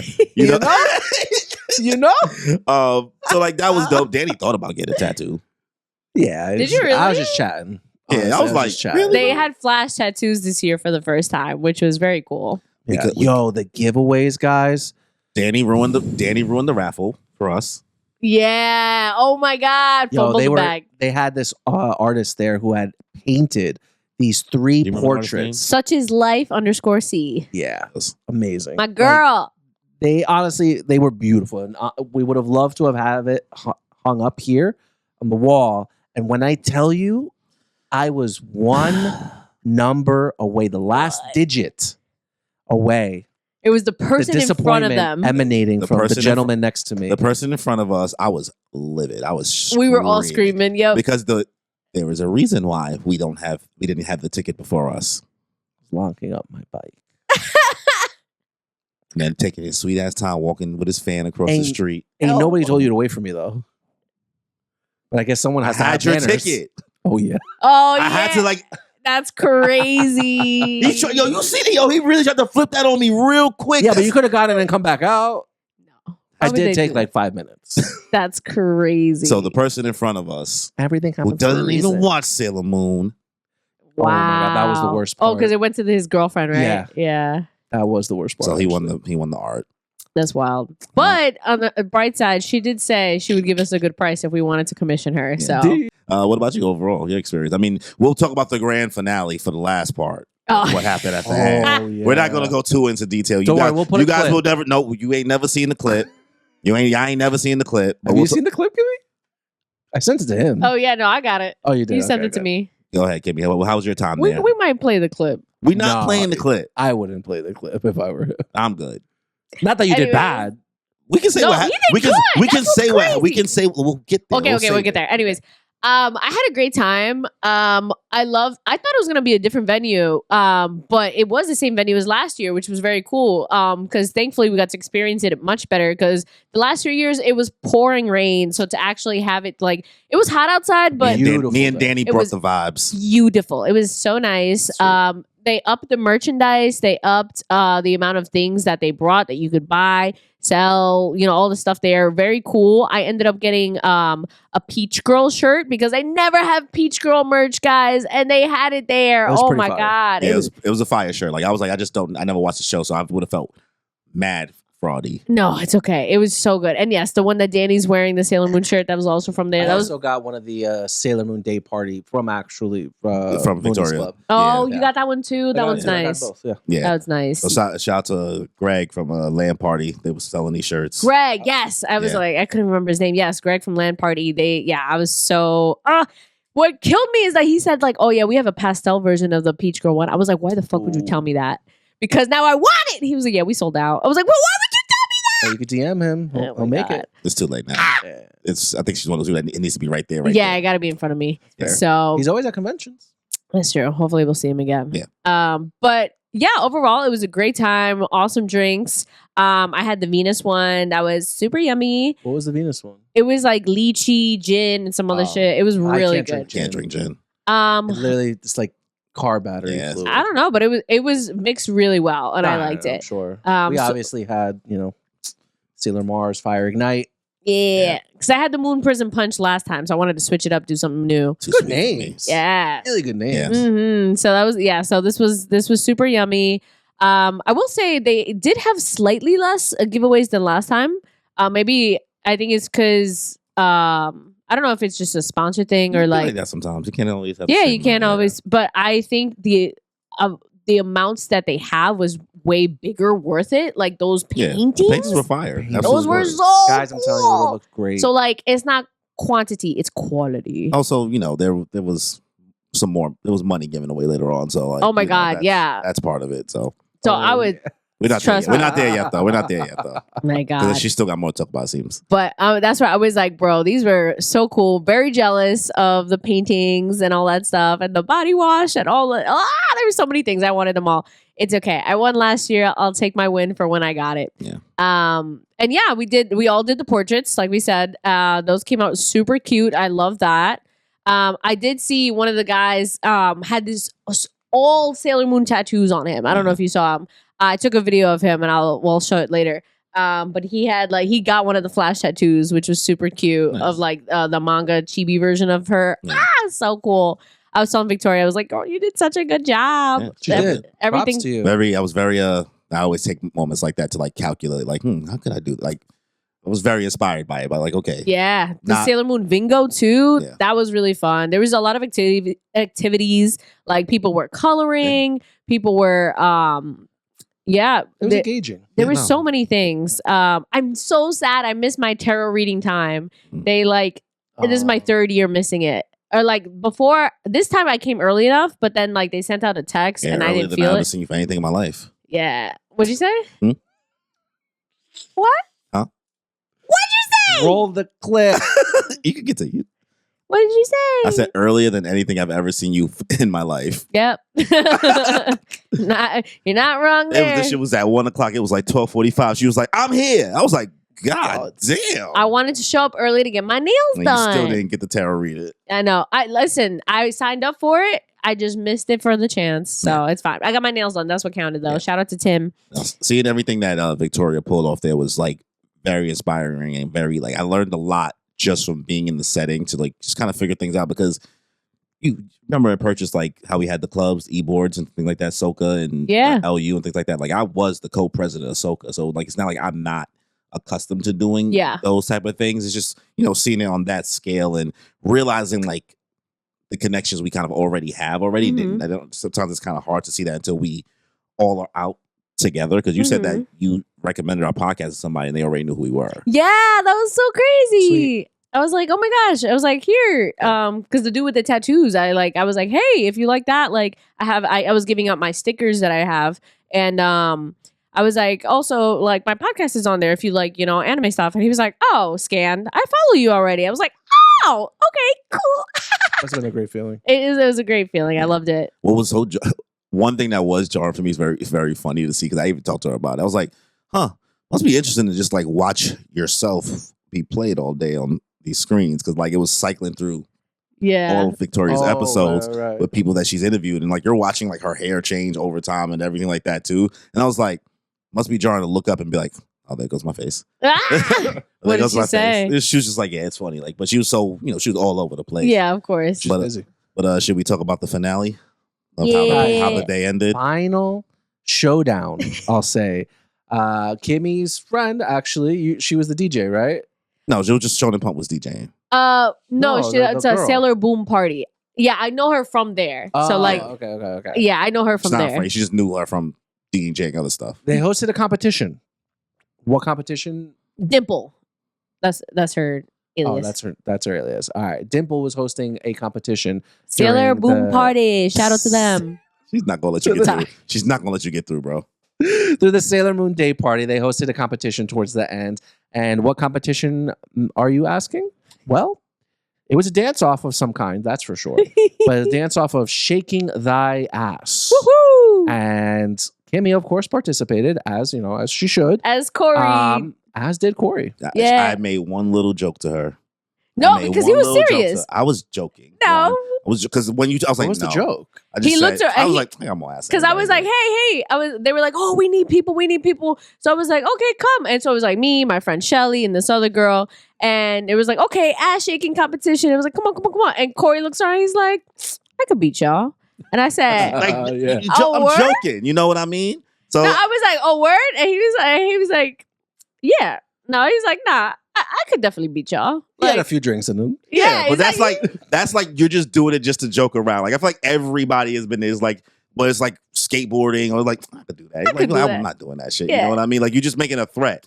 She wouldn't let me just make. No, because I said, "Oh, those are fighting words. You wanna put that to the test right now? Let's go." She announced to them that I was going to partake. Absolutely. And I said, "Guys, Cory's gonna join in on us." It then became a whole thing, and now about at this point, I'm like, well, where was I? Nowhere nearby.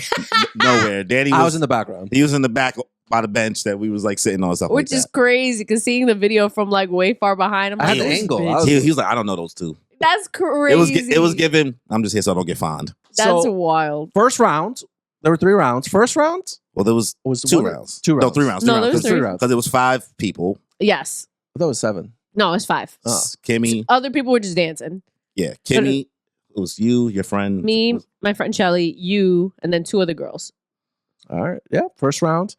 I was fully expecting to like get kicked out the first round, mind you.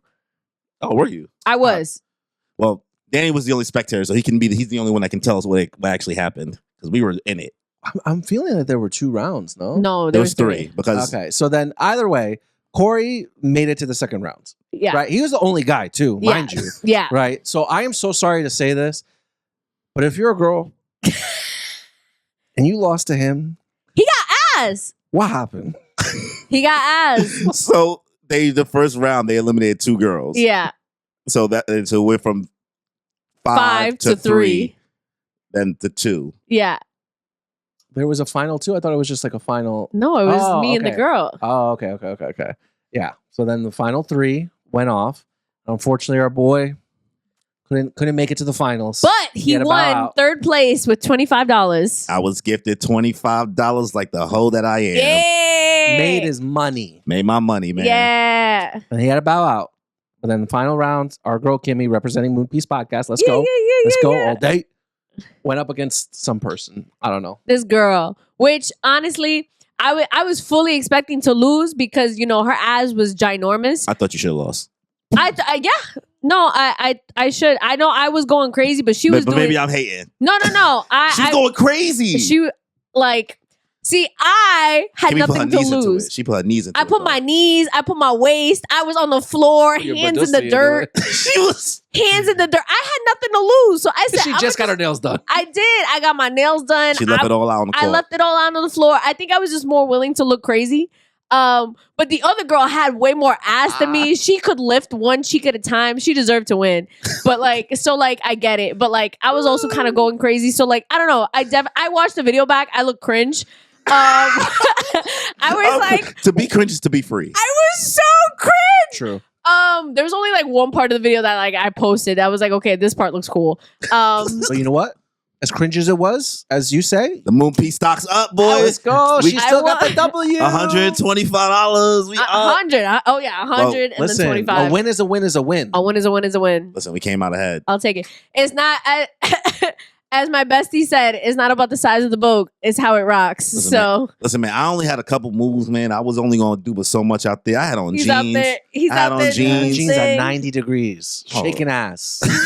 I was shaking ass like Miley Cyrus. If there's anything that she taught me, See, it's if I that- had on poom poom shorts like her, I think I would have won first place. that's true. I would have won. I said, listen, if there's anything Miley Cyrus taught me is you don't have to have an ass to know how to shake it. So we out here. Crying. Shout out to Miley Yeah. Cyrus. So shout out to the Sailor Moon Day Party. Definitely down to go again. Absolutely. definitely I would, had a I great would time. 100%.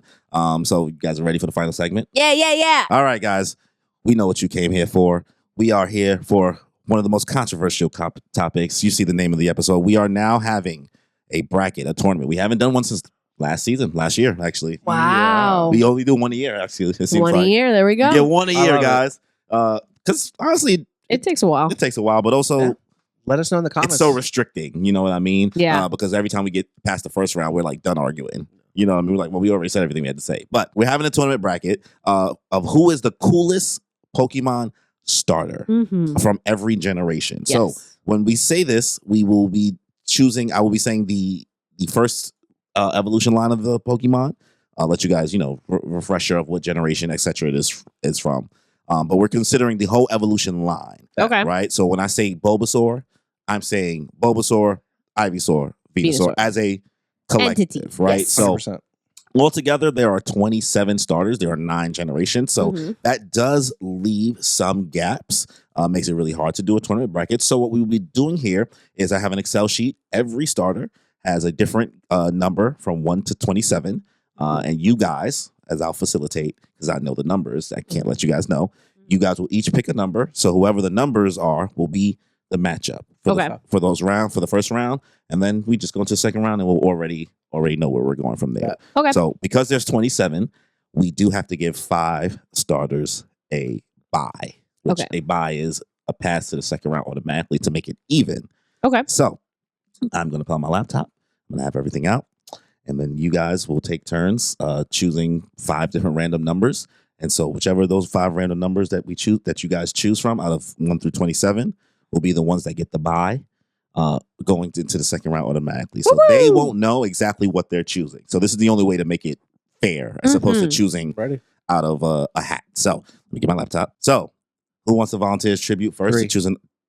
Damn, she rose her head. Those are just yellow numbers. So what number do you choose? Same class. 23. 23. So number 23 on this list is Litten from Generation 7 Alola, Pokemon Sun and Moon. Includes Litten, Torracat, and Incineroar. So Litten will be going to the automatic bye week into the second round. Danny, what's your number? 3. Number 3 is Sobble from Generation 8, the Galar region, Pokemon Sword and Shield. It includes Sobble, Drizzle, and Inteleon. So you guys will have to look up the pictures. No, I know which one. Well, we'll put it back on here. Yeah. Okay. Kimmy, choose a number. 14. 14. Number 14 is Rowlet from Generation 7 Alola, Pokemon Sun and Moon. Rowlet, Dartrix, and Decidueye. My boy. Danny. 5. Number 5 is Torchic from Generation 3 Hoenn, Pokemon Ruby, Sapphire, Emerald. Includes Torchic, Combuskin, and Blaziken. I know that's right. Didn't need the buy, but you know. Right? They didn't even need it, right? Didn't need it. They were going to be there. All right. Choose the final number, Kimmy.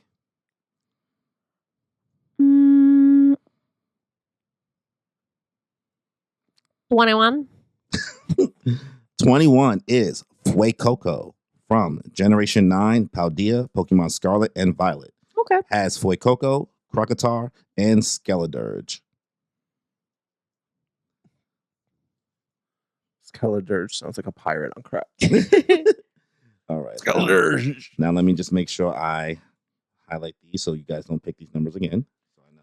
You like my fan? My brother got it for me from Italy. It's very pretty. Italai. What? Italai. Italy. He's saying Italy. You don't understand English? No. I was like, is that the next Pokemon? What you need to say? Italai. I didn't play that game. You don't know about Gratitude?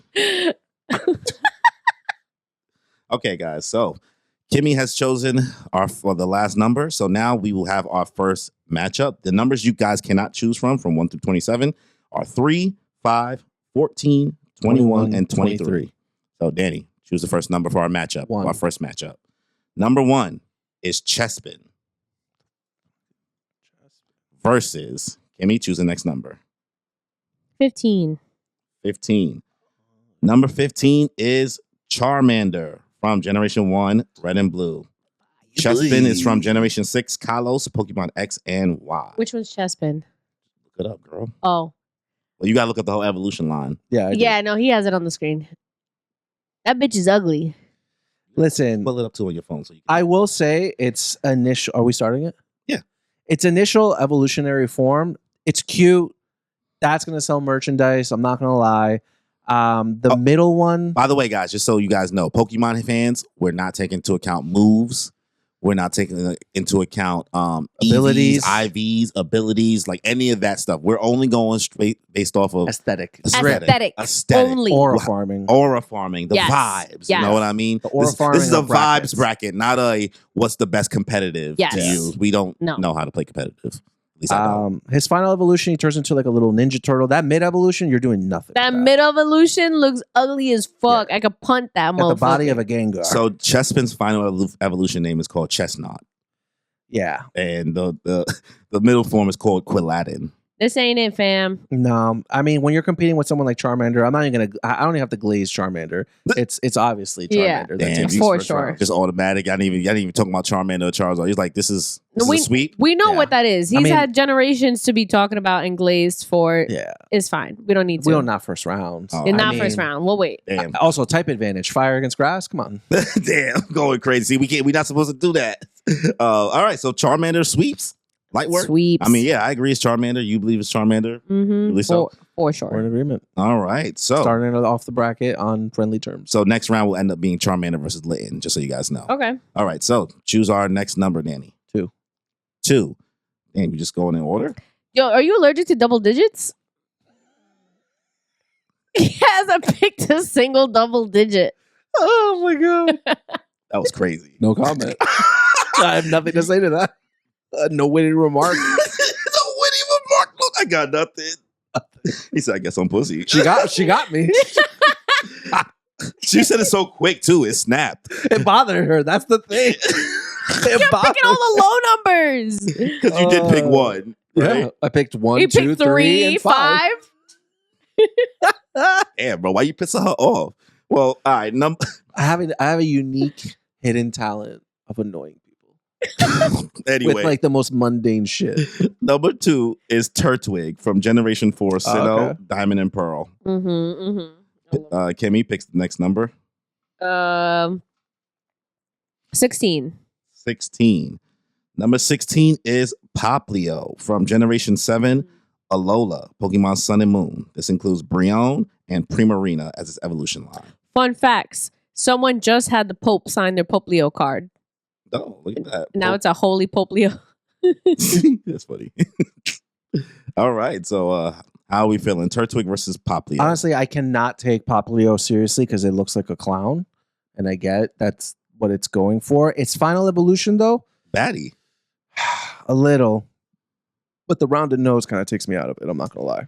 The evolution is kind of sick. Like the first two, I'm like, but the last one is like, oh, you a baddie for real. Yeah, honestly, for that reason alone, like at the end of the day, homie turned into a turtle, into another turtle, into a bigger turtle. Yeah. And for that reason, I have to give it to the other one. Yeah, Poplio has way more aura at the end, like slow and steady, like It grows up, matures. yeah, The glow up is real, but Turtwig is consistent. So yeah, Turtwig is consistent the whole time. There's no like real difference in it. So who we go? Poplio. We all I think Poplio. Poplio it is. Damn, there's going to be some tour. Here's the thing, we're probably about to get so many, because you know all these starters have such a big fan group. Yeah. It's like, what do you mean, my glorious King Turtwig? Yeah. You know what I mean? I know. I feel like there's a Turtwig high. For sure. Yeah. Like, I'm sure No, Turtwig is cool, but Primarina, she a baddie. She a baddie. The glow for up is real. Yeah. Went from a clown to just Mhm. like down. Just Yeah. like Buggy the Clown. Yeah. All right. So, Danny, you want to show us our next number? Please don't piss Kimmy off. 11. That felt petty. It did. That felt petty. It did. He went I didn't feel good about that. No. He went to the first one available. Right? And it still had 2 ones. Exactly. So number 11 is Quaxley from Generation 9, Paldea, Pokemon Scarlet and Violet. How do you spell Quaxley? I hate Quaxley it. is Quaxley. Its evolved forms are Quaxwell and Quaquaval.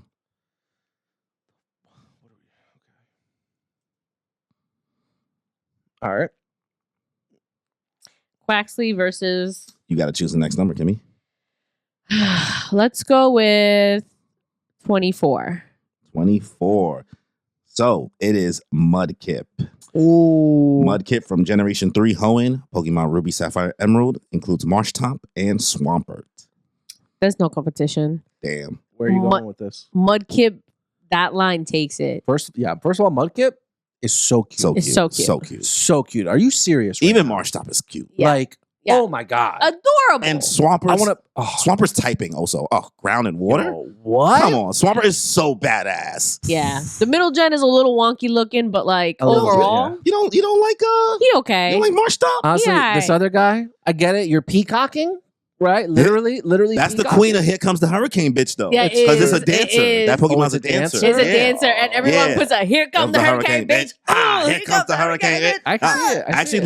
look up Quaquaval like motion, like what is it, the battle animation or whatever, Oh my or god. the idol animation. You probably find it on TikTok if anything, But either way, yeah. Like I don't know. because you might change your mind as a RuPaul Drag Race fan. I doubt it. The first two. You need a video of it. Go on TikTok. Just type in Quaquaval. See, my thing is, I'm like the first two of that generation, the duck. I'm like, I don't like his little pompadour. The second one, even more awkward looking. Third one, pretty badass. But I definitely think that two of them, like Mudkip is super cute. The middle one's kind of awkward, and then the fully evolved form, that one's also badass. So I was like, okay, 2v1. Oh, yeah. Yeah. He looked it up. He had to look it up. Yo, it evolved, and it's just like, Yeah. give it to me. No, he got swag. He got swag for real. Let's see if he changes his mind. Yo, no, I'm not gonna change my mind. Like, look at that, Kimmy. with the music in the background. Yeah. Yes. No, Yes. no, that's literally, yeah.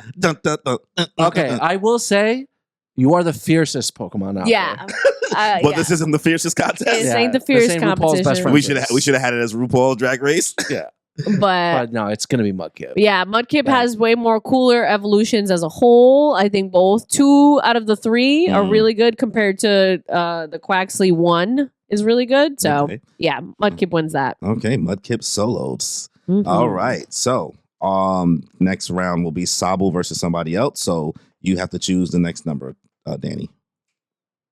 9. I already did a double digit. I don't know what you want from me. Yo, this You have man to take them from him. is. I'm not gonna say that because it's gonna sound crazy on the fucking camera. Oh. I was gonna say this man is like a P word because he only like him young. Oh wow. Yeah, that's definitely getting clipped. Oh, she's blaming you. You cranky? Don't Because we're recording on a Monday. Nobody. She got her early. She get her scaries out. My scaries. All right. So Okay. number 9 is Bulbasaur. Red and blue, Bulba. Gen 1 Kanto, Ivysaur, Venusaur. Versus Sobble. No, No, it's not No, for no, Sobble. no. Sobble's going to the next round. Oh, okay. But you have to choose who's going to go against Bulbasaur. Let's go with 26. 26 is Piplup from Ooh. Generation 4, Sinnoh, Diamond and Pearl. Includes Prinplup and Empoleon. See, now I'm mad because Sobble should have got knocked out because Sobble, I don't like that line. I don't think any of them really look that great. Unfortunately, the number was chosen by Danny. Yes.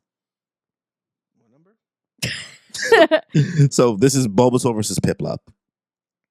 That's rough. Because Piplup is so cute. Like Empoleon, it does go hard too. it just keeps getting better. Steel and water. Yeah, Steel and Water. He's so cute. Like Versus Bulbasaur. I mean, honestly, the fact that he looks like that as a final evolution, that goes really hard. It goes hard. Okay, And okay. honestly, Venusaur is a meme. Venusaur is a meme. Yeah, sorry, Bulbasaur fans. Yeah. I like Bulbasaur. I love Bulbasaur. Stun Spore, Yeah. Sleep.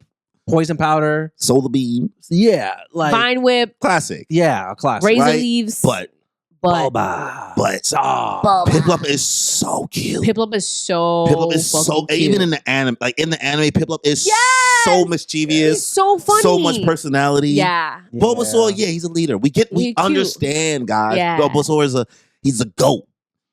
But He's the goat. Empoleon looks so fucking cool. Oh, Going 100%. off aesthetics alone, cute as fuck. Agreed. Yeah, like Piplup is cuter than Bulbasaur. Piplup is cuter. It is. Yeah. Okay. I really. They're gonna hate us for this. They're really gonna nobody's hate gonna us. like that. They're not No gonna one's like gonna that. like No, I feel like it. there are a lot of Piplup supporters out there, Yeah, 100%. I mean, Okay. all right, especially in Empoleon. Danny, choose our next number. 15. Look at that. Only Number- because he's made. Are you looking at the list? No. Okay, number 15 is Charmander. Oh, didn't you choose that already? Oh, Yeah, did we? Yeah. Oops. Sorry, that means Oh. I forgot to write it then. Oh, okay. So I have to pick a different number? Yes. 14. I already chose that. You already chose 14. 13. 13 is Chimchar Ooh. from Gen 4 Sinnoh, Diamond and Pearl. Includes Monferno and Infernape. Mm-hmm. I named mine Boots. That's a cute. good name. That's a good name. All right, Kimmy, choose our second number. Let's go with 22. 22 is Squirtle from Ooh. Red and Blue Gen 1 Kanto, War Turtle, and I'm sorry. Blastoise. It's gonna be Squirtle. It's gonna be Squirtle for me because Number one, Squirtle's super Big cute. man Blastoise. Big man Blastoise. You know that song? No. Yeah. No. Yeah. The design with War Turtle, I think, is very well done with the ears, with the like it kind of like wings. I really like it a lot. And then just Blastoise with the cannons on the back. But Infernape is Son Goku. He's so fire. He's so cool. Like Chimchar is such a little cutie, and He's Chimchar's so cute. backstory was crazy. I don't know nothing The about Chimchar lore was crazy. the He was backstory. abused by his trainer. He was being abused, and Ash saved him. He took it from him, and that ended up being Ash's rival the whole series. I am not gonna lie. Infernape goes crazy, bro. He is very cool looking. I don't know if you saw how he looks. He's looking But good. like, I see it. the line is super cute. I get it. Blastoise very got the tough. cannons. I respect Big Man Blastoise, but I gotta go. He's still. I gotta go Chimichar. So it's up to you, Kimmy. Blastoise is Unk though. Blastoise is is Unk. Yeah, but Chimchar's big bro. As much as I had a Chimchar. I named him Boots. He was my bestie. I loved him. I will say I do think Blastoise has more of an aura to him than like Infernape. Let me pull up another picture of Blastoise. Oh my days. He's just a big turtle. He is a big turtle. It's just turtle. Just a big turtle. Just a big turtle. Is he not turtly enough for the Turtle Club? I truly think Squirtle is cuter than Chimchar. I'll say that. Yeah, it is. I mean, Squirtle's cuter than Chimchar, but I don't know. Because also Squirtle Squad with the sunglasses. Like that Blastoise. He's kind of so goofy. who you choosing? He's a little goofy. I chose Chimchar. Danny chose like Squirtle. I would want to so it's like up to you. scratch his belly. It's a show. So I always just think about him from like that, like the original movie and how cool he looked in those. Oh, when he had the tattoo markers too, the clone one. Yeah. Both of those. Yeah.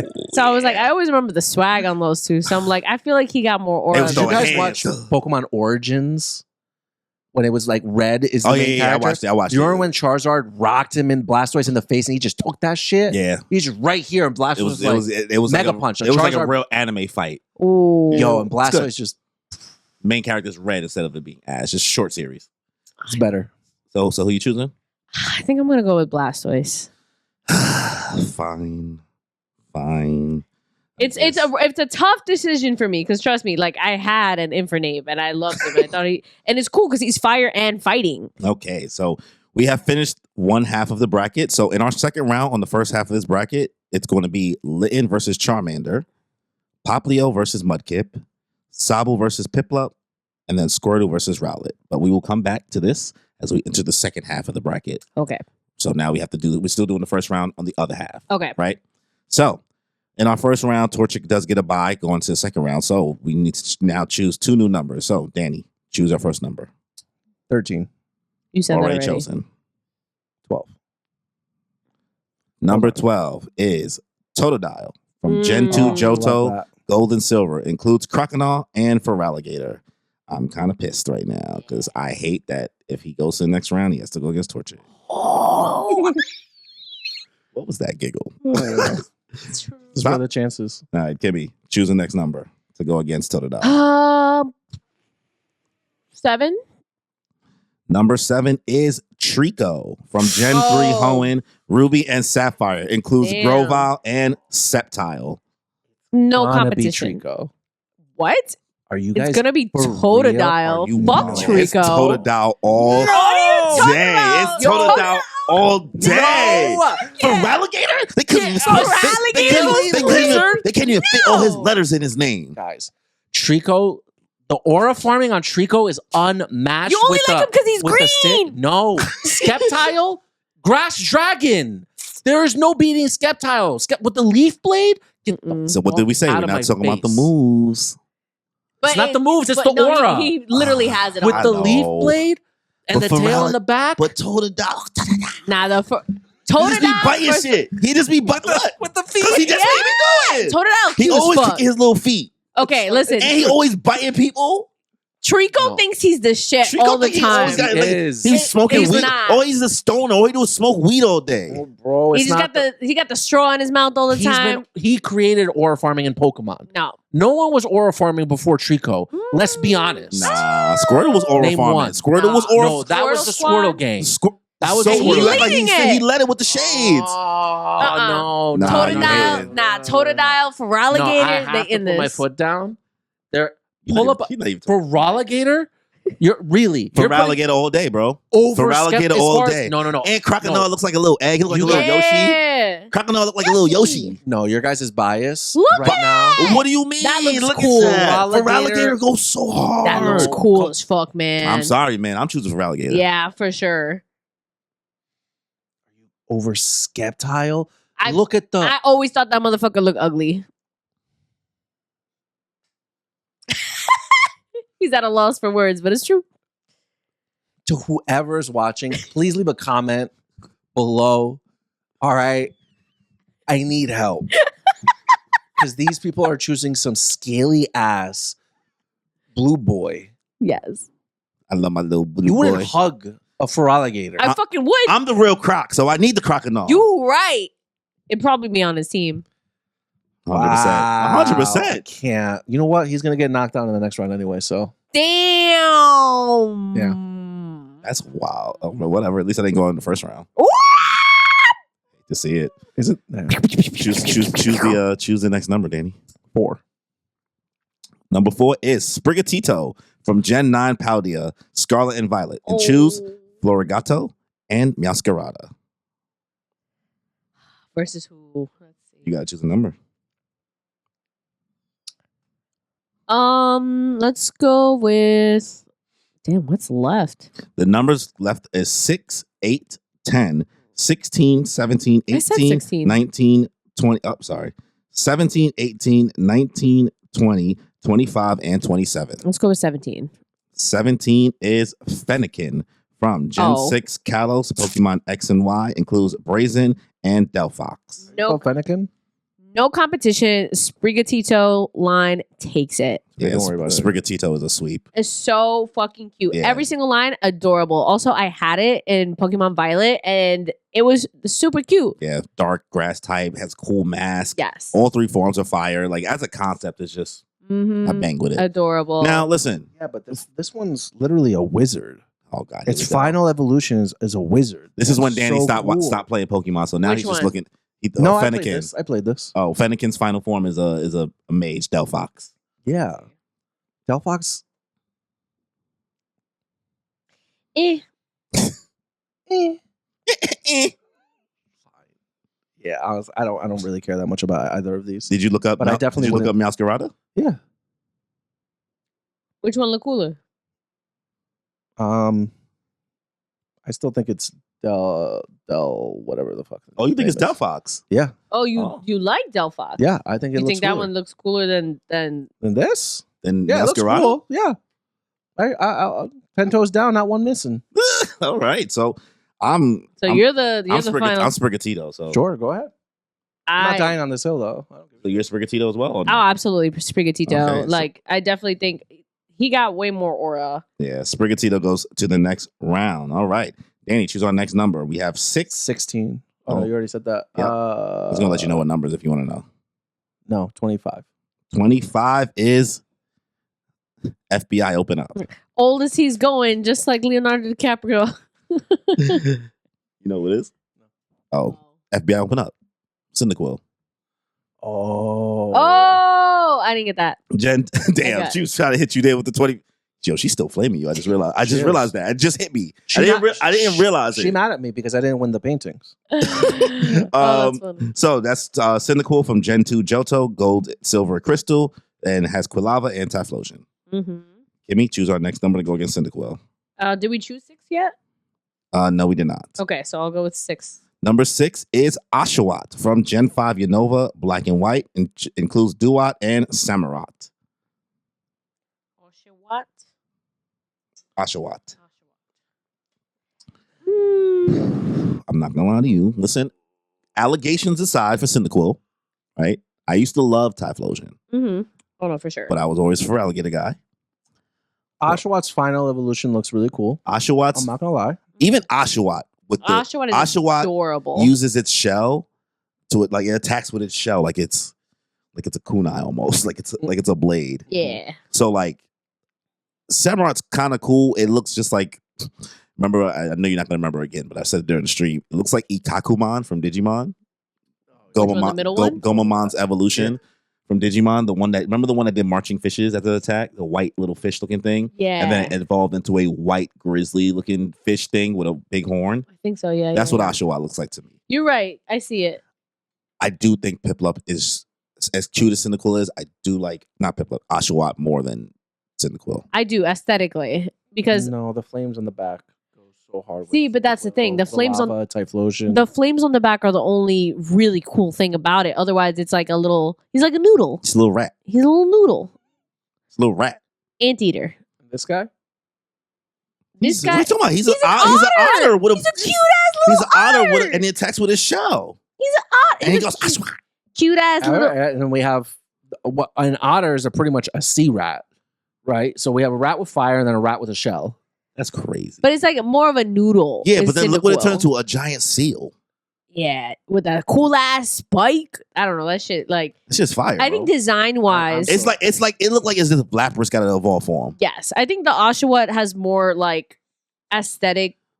It's way more aesthetically pleasing. It's like it has more details to it that look cuter. My nostalgia get the better of me. I can be the bigger person here and admit that, not like you guys with Feraligatr.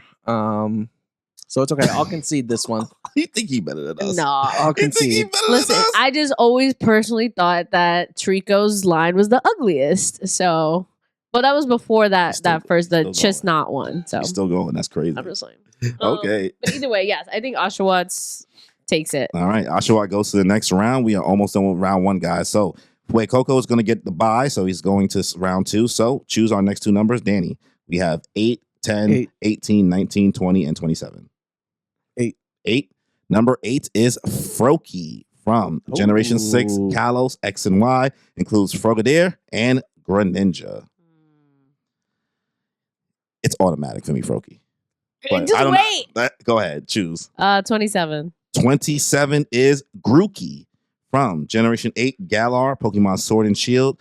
Includes Thwackey and Rillaboom.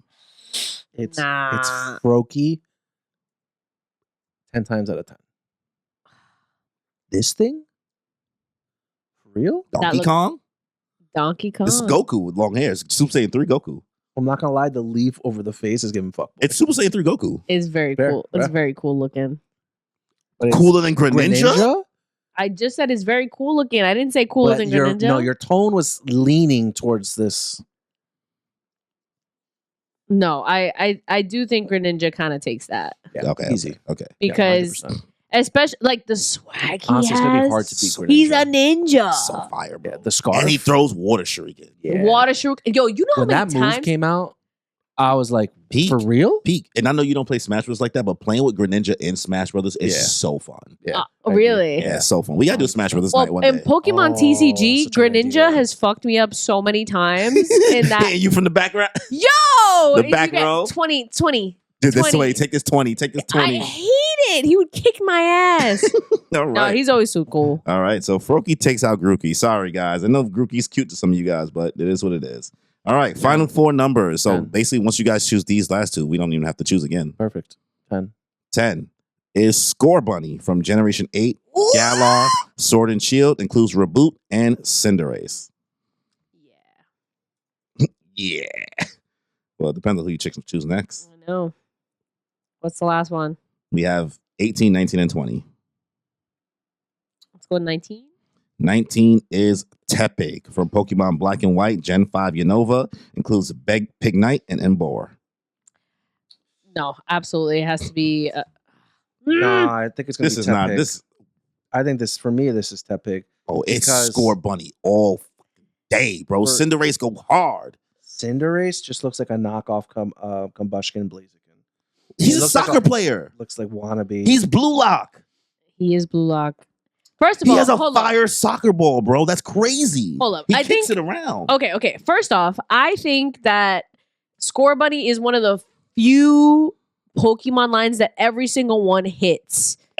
Bro, he got his hood up in his middle one. In the Look second, at that. in the first one, okay, wait, listen to my argument. All right, so the first one, super cute, adorable bunny, super exciting, adorable. Then he evolves and he goes emo kid. He has his swag up. He has the jacket over his head. He's like, nah, and his hands in his pocket. I'm too cool for you, bro. Like, don't fuck with me. That is aura form. That is so cool. Then you get Cinderace, and he's like, motherfucker, I'm here. I'm a striker. I'm a striker. He's a striker. I'm gonna kill you, you know? Like, I'm gonna kill you.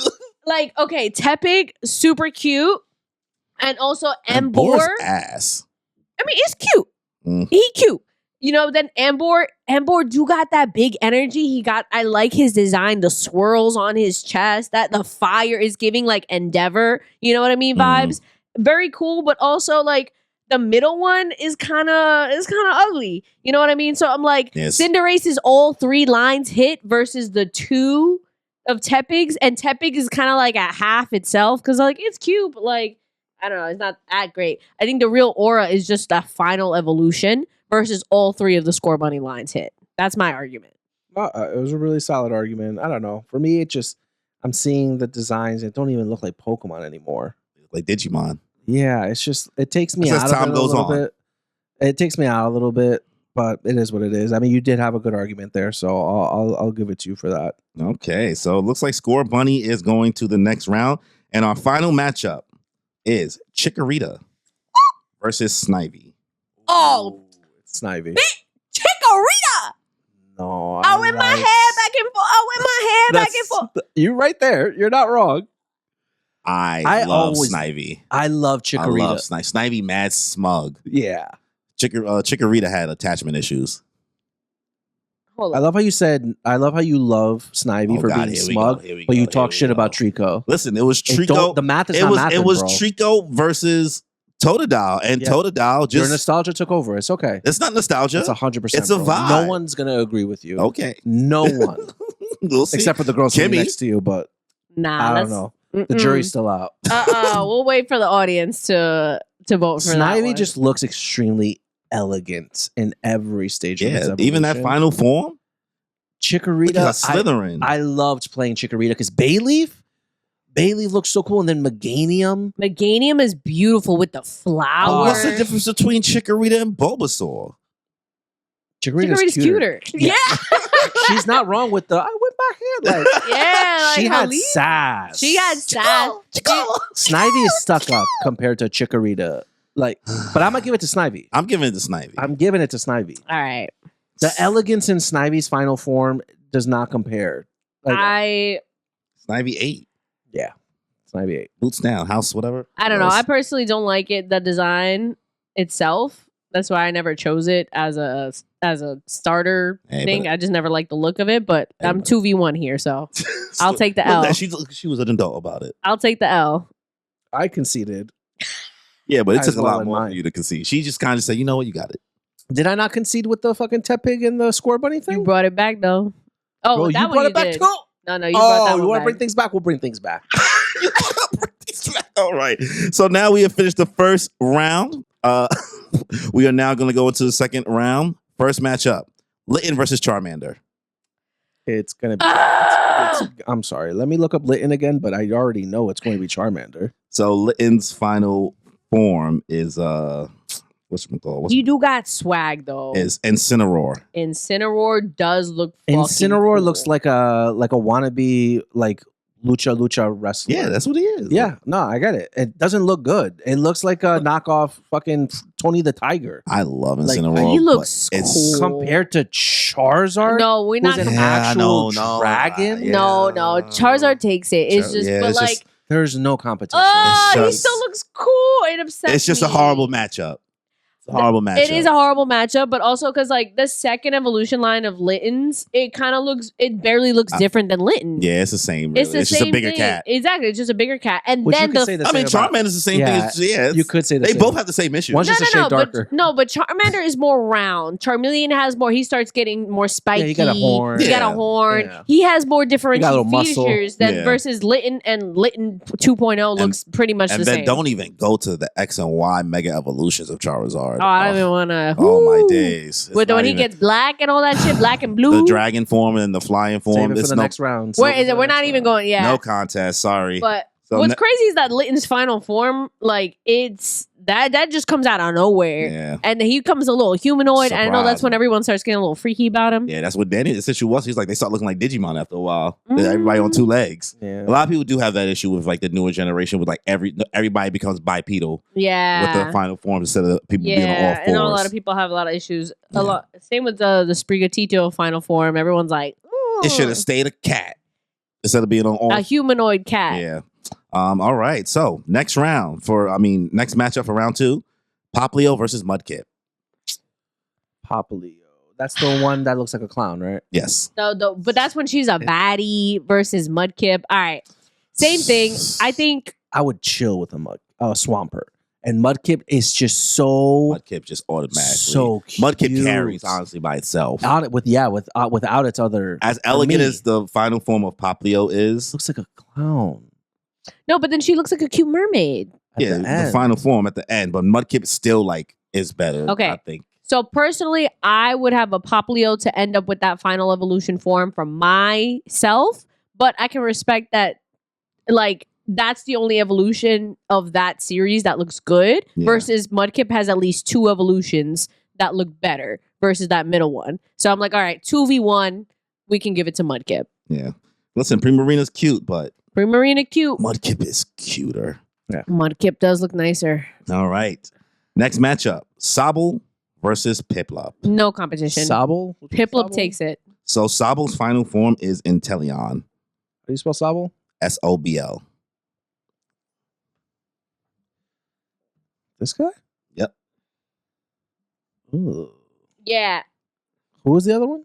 Piplup. Yeah, give it to Piplup. Yeah. Damn. Piplup for sure. This final evolution looks slimy. It does. Yeah, he's like a secret agent. Yeah. That's his Oh, name. that's Inteleon. not what it's giving. It's giving like a Yeah, slimy loan shark. he shoots like water guns out his finger. Inteleon, like intelligence. Oh. Like he's I don't know. Yeah, I see what they did. I there see what they now. were going for. I think they failed. I don't like it. It's not given. It's not No. given. It's not given. No, I don't like the look. And I don't, the middle one, Drizzilla? Yeah. Drizzle? I don't even know how to freaking pronounce it. Either way, I think that looks so derpy. Looks And like then, a Grimer. and then Sobble itself is just very annoying the way he always cries. I'm like, all around, all 3 is a Yeah. miss. Oh, sorry, Sobble. Piplup is going to the next round. it seems. Absolutely. Piplup! All right. Next matchup: Squirtle versus Rowlet. Oh! Okay. Nah. People are going to hate me for this You one. love Decidueye, don't you? Listen, Rowlet, first off, starting on Rowlet is so fucking cute. It's the cutest out of Yeah, a little all bow tie. the owl Pokemon. Rowlet is the cutest fucking one. He is the arrow. And you know what I did? You know what I named mine? Julio. Get it? No. Oh my God, it's an owl. So get it? Oh, Julio? That's cute. Thank you. Okay, yeah. So I named him Julio, right? So cool. First of all, ghost and grass. The swag on this Great man. The combination. glasses. He Yeah. comes out with a grass He has a arrow. hood.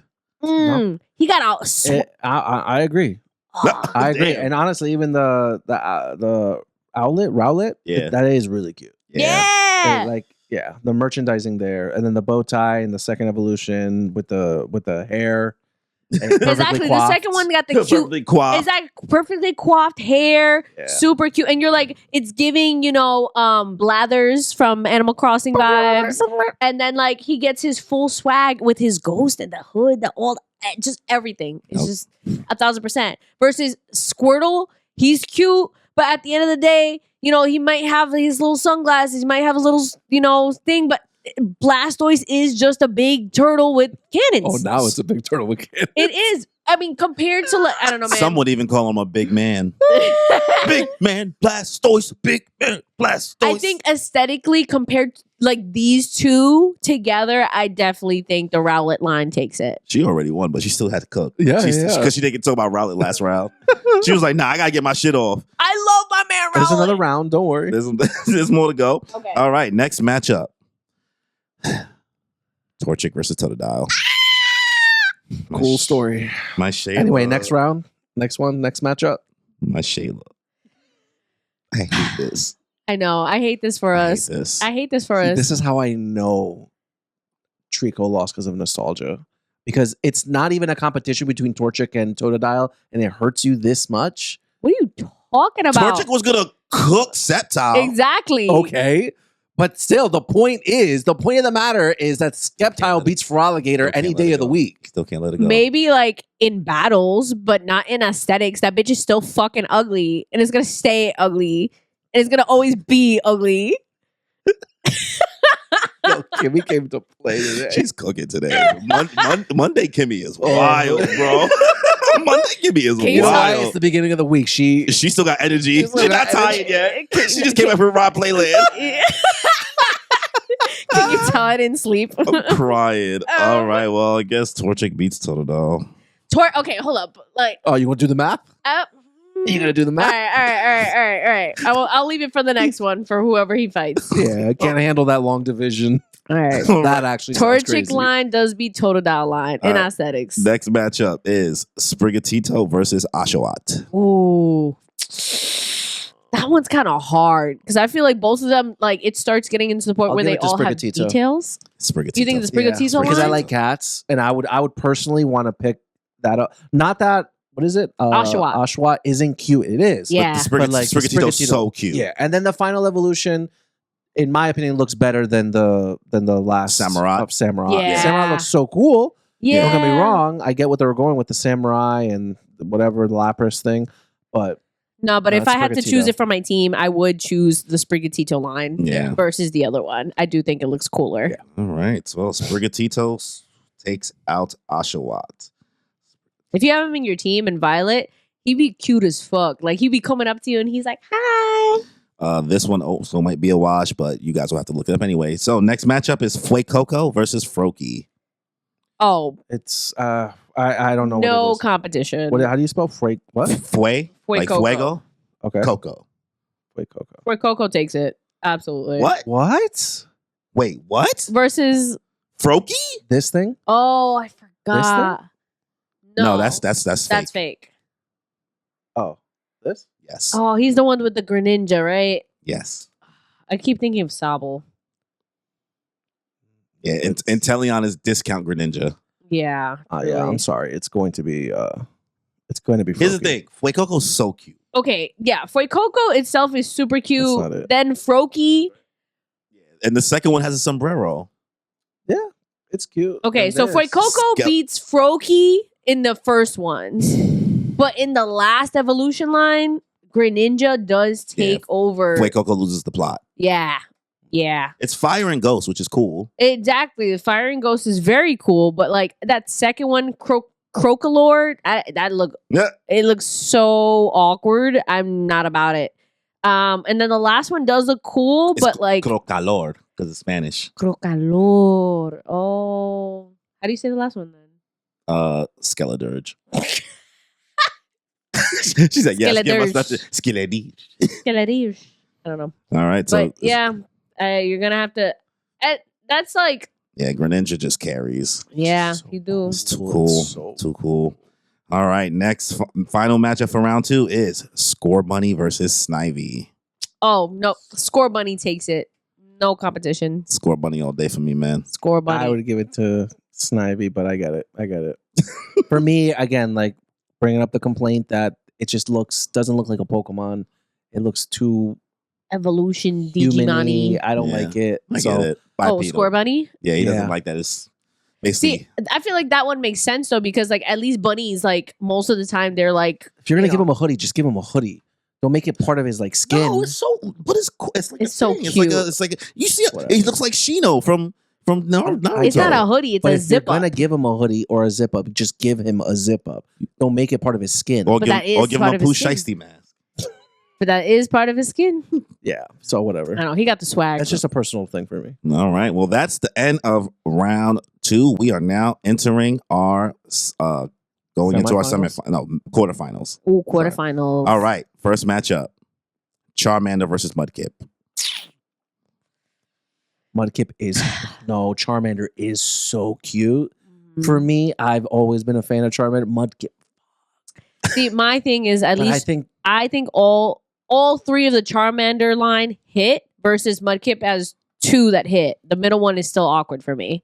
So I think 3v2. Charizard. For me, Charmander and Mudkip. Mudkip might be slightly cuter than Charmander, but Charizard's up here and Swampert's like here. Yeah. Charizard's just We're not so much disrespecting cooler. Swampert. I'm not disrespecting Swampert. No. It just sucks because Charizard has those 2 forms, but even if I don't take that into account. Oh, I'm not even taking it into account. I'm not even taking it into account, but the fact that it has 3 that are cute and like very cool looking, like all around versus Mudkip's 2. No, he's talking about X and Y. I know, I understand that he has extra the forms. That's why I said not taking those into account is like other super cool forms. Yeah.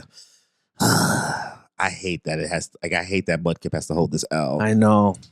I would have loved to have at least had him in the semifinals. But not everyone can be the top model. All right. So Charmander will be going to the semifinals. Next matchup, Piplup versus Rowlet. What? Piplup. As much as I love Piplup, Decidueye really do hit, bro. Decidueye carries. Swag. Decidueye. It's gonna be Rowlet. Yeah. Rowlet's so much cuter than Piplup, and then that final evolution. The final. He's literally the arrow. He literally failed this city. Literally failed this city. People are gonna be mad about that. I think we said that too fast.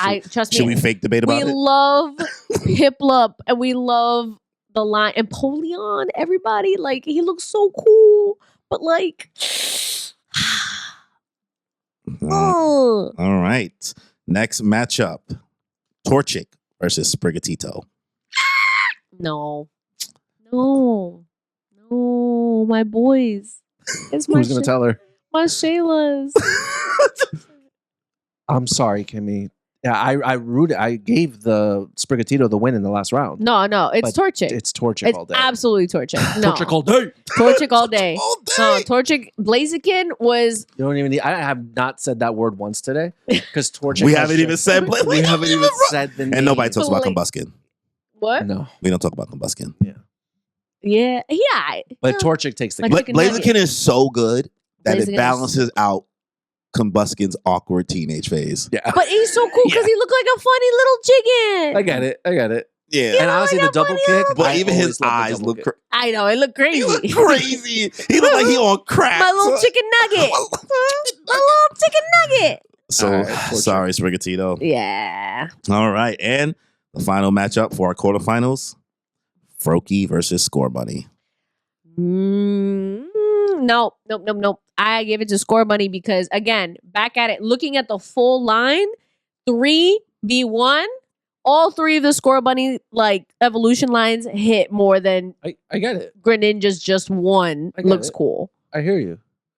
And I'm receiving your feedback. And you're totally valid. But Greninja, that water shuriken? Just that one evolution? No, Froakie's a cutie. Froakie is a cutie. Froakie's not that cute. Score Bunny? Compared to Score Bunny is cuter. Score Bunny is cute. And the emo on top of that versus one he never Greninja. went through his emo phase. Nah. Greninja's just one. It's not too late. Oh, Score Bunny's super cute. Freaking the middle one is adorable, emo, and so much swag. And Score Bunny. I've told you from round 1 I don't like Score Bunny. So you're not winning anybody over here. Well, I don't know what I'm going to choose yet. Exactly. I'm trying to convince him because I'm telling you. Convince me. Change my mind. I don't need to. Listen, Cinderace, Raboot, Score Bunny, all 3 of them hit. They all super cool. They all have their own swag to them, energy. Versus Naruto. You're really only gonna enjoy the Froggy line if you're at Greninja. If you're at Froakie, you're like, She had a whole monologue. The second one. Who even cares about the second one? He got no aura. He got nothing. Frogadier? What is he? You don't like Frogadier? He's a baby Greninja. You don't even know his name. That's his name, Frogadier. I don't even know his name. I want to say it. You don't even know his name. I'm like, what? That's his name. Said it. Either way, I really think the Cinderace line takes it as a whole. Ash Greninja. It's not just Greninja. You have to take into account. It's all 3 of them. But if we're taking type advantages into the case, no, we're not. We're not going in there. I think you're right in regards to the average for all 3 lines is more consistent for Score Bunny. But like, say Cinderace is like a 9, Greninja's a 10. And that 10 just boosts it up for me. I'm sorry. No. I got 10 goes that hard. I gotta go. And then don't let Greninja turn into Ash Greninja. Ash Greninja? He has a special bond in the show with Ash specifically, and he transforms into a Super Saiyan Greninja, essentially. It goes so hard. It's such a vibe. The connection that Ash has with his Froakie, his Greninja, top tier. So I'm sorry. I love Score Money. I love Cinderace. But gonna have to take that out, but sure. It's gonna be Froakie for me. All right. So semifinals. Charmander versus Rowlet.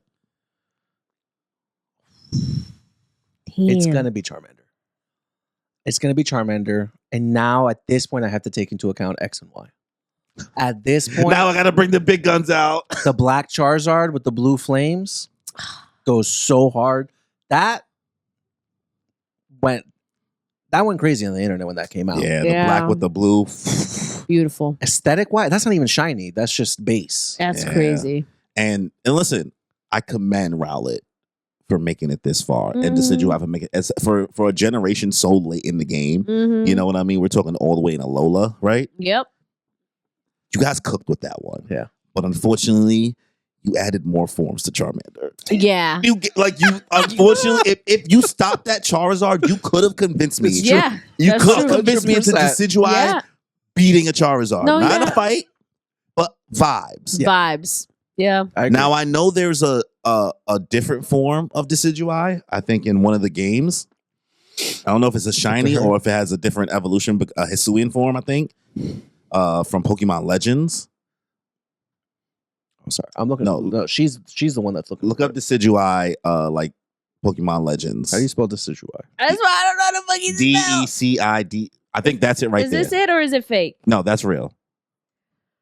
Decidueye has a different form in Pokemon Legends. Okay, I think it's alright.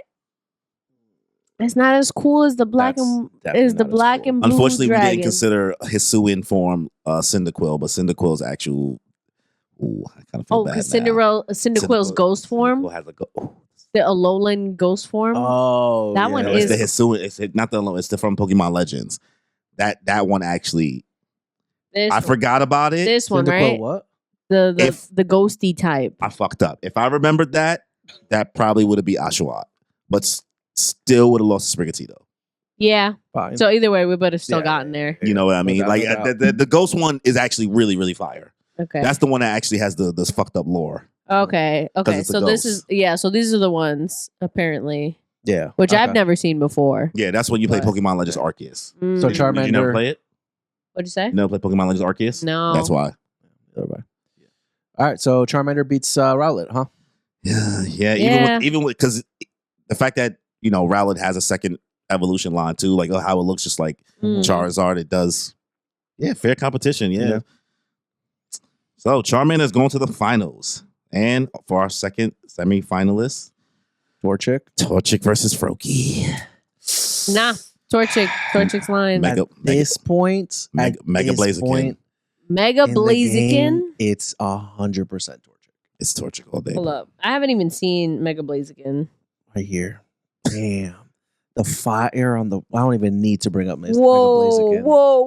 She said, whoa. I wasn't familiar with your game. He got even cooler. He a whole rooster now. Look at that. Let's just give him the W for the bracket at this. True. Damn, you're not even trying to have the conversation? He looked cool as fuck. All right, so Torchic is beating Froakie? Yeah, for sure. All right, so I have to still announce it, guys. I still have to announce. So we are now at the finals of our bracket. We are sorry this took too long of an episode, guys, but the grand finale, Charmander versus Torchic. I forgot about Mega Blaziken until you said it. Honestly, I forgot. It wasn't even a factor for you. It wasn't even a factor. I didn't even know that was a thing because I think by that point, like the Megas, I stopped watching the TVs. Well, that's when Pokemon X and Y came out. They came out with Omega Ruby and Alpha Sapphire. And that's when they came out with the Mega Evolutions for Swampert, which we didn't bring up for Swampert, unfortunately. Which he looked ugly as hell. So like it's an uglier. It's uglier. It's way uglier. And Danny loves his Mega Sceptile, so I do. Still ugly. So I'm sorry. Like, I love Charmander. Torchic is so cute too. Torchic is light. Torchic is light years cuter. Torchic is way. And I think Blaziken is also just cooler than Charizard. That's just I think so. And then even basic. Mega Blaziken. Don't give him Mega. Now listen, the dragon form of Charizard, we understand. The swag Black is with so the blue big. flames. Ifrit Jambe, I get it. It's there. It's a One Piece thing. It's when Sanji has blue flames. But It's Torchic. Torchic all day. Shit, as a Sanji fanboy, I'm a Blaziken fan. Fair. 100%. like Sanji did it first though. Consistency. Actually, I don't know how. Sanji did it first. The blue flames do go hard with the black. Oh, you reconsider it? No, 100%, Kimmy. Yeah. It's hard. It's so hard because I'm like, oh man, because like these are both my Shaylas. I love them. Literally, 100%. I was both Charizard and Torchic. Like those were my. Plus, I told you guys, Emerald was my first game. So Emerald was your first? Emerald was my first game. Such a good game. So like I started with a Torchic. That was my first Pokemon. So Blaziken, I already have that emotional attachment. But like at the same time, like Charizard also is so cool. You respect the legacy. I respect how beautiful it looks. They hit. Like they first, do. like for the first gen, your first go at it. It's hard to cook like that again. Yeah, but they did with Torchic. Okay, so I'm thinking about it. Okay, we're comparing the lines now, like fully, not just the final. Okay, so Charizard is cool, cute. Torchic does win over Charmander versus like aesthetics. Agreed. Super cute. Yeah. Like I think it's a lot cooler in that sense. All right, Charmeleon does beat Combuskin. He does. He does beat Combuskin. I think he looks. Yeah, 100%. We all go through that ugly phase though. Yeah, everybody has those days. Everybody has those days. I think he looks like very memeable. It's great. But Blaziken versus Charizard. Cool.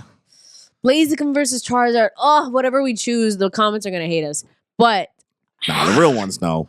The real ones know. What are you guys choosing? Torchic. Honestly, I said it in the last rounds. Listen, you can bring me your dragon form Pokemon X Charizard. But that Mega Blaziken. Like both of the Mega forms, I really do think. Sky Uppercut? You know what it is with Blaziken too? Is that like everybody loves like martial arts and kung fu. Yes. Yeah. And that's just Blaziken all day. Yes. That was when they did bipedal Pokemon right. Yeah.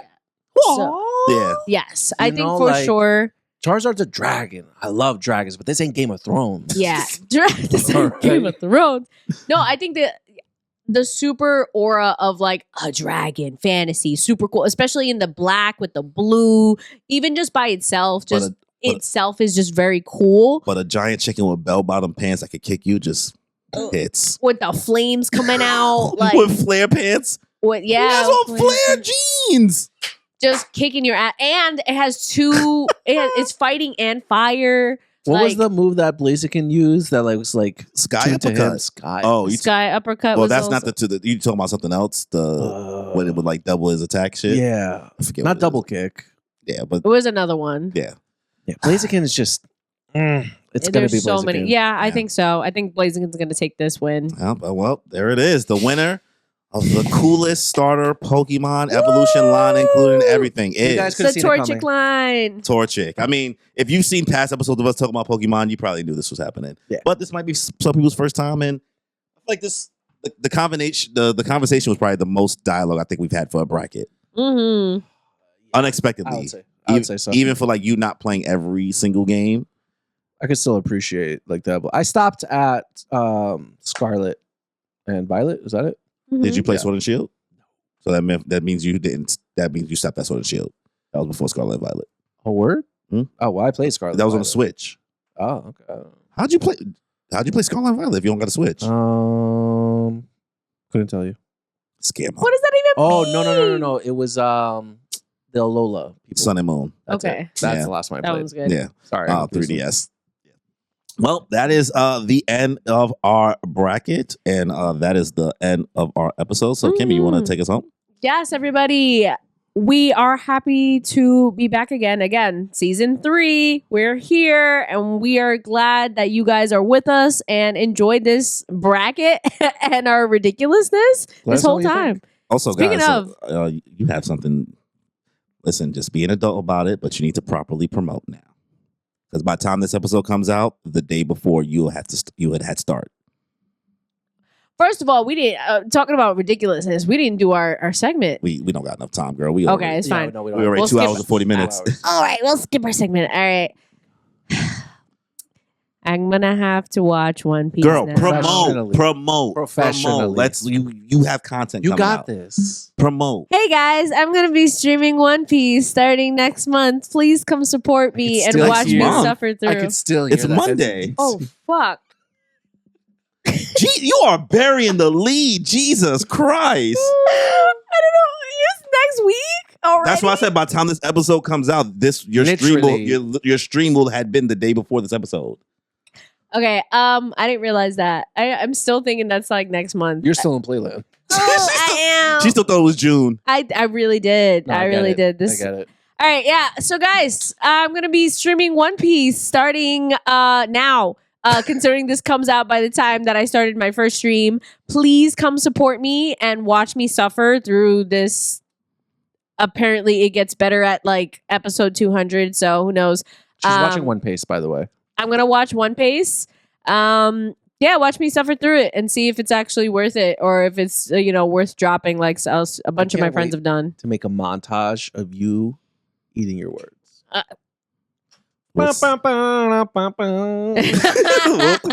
We'll see. So, yes, that will be taking place Monday. Well, Yes. 8 p.m., right? So, Mhm. the episode will have come out the day before this episode Yes. comes out. And So then, Mondays at 8. That is the original time we're gonna start at. If it changes, we'll let you know. yeah, and the goal is about like an hour, maybe hour and 20 minutes per stream. Not as long as like you doing your Kingdom Hearts streams, which is still going to be taking place on Wednesdays. Yeah.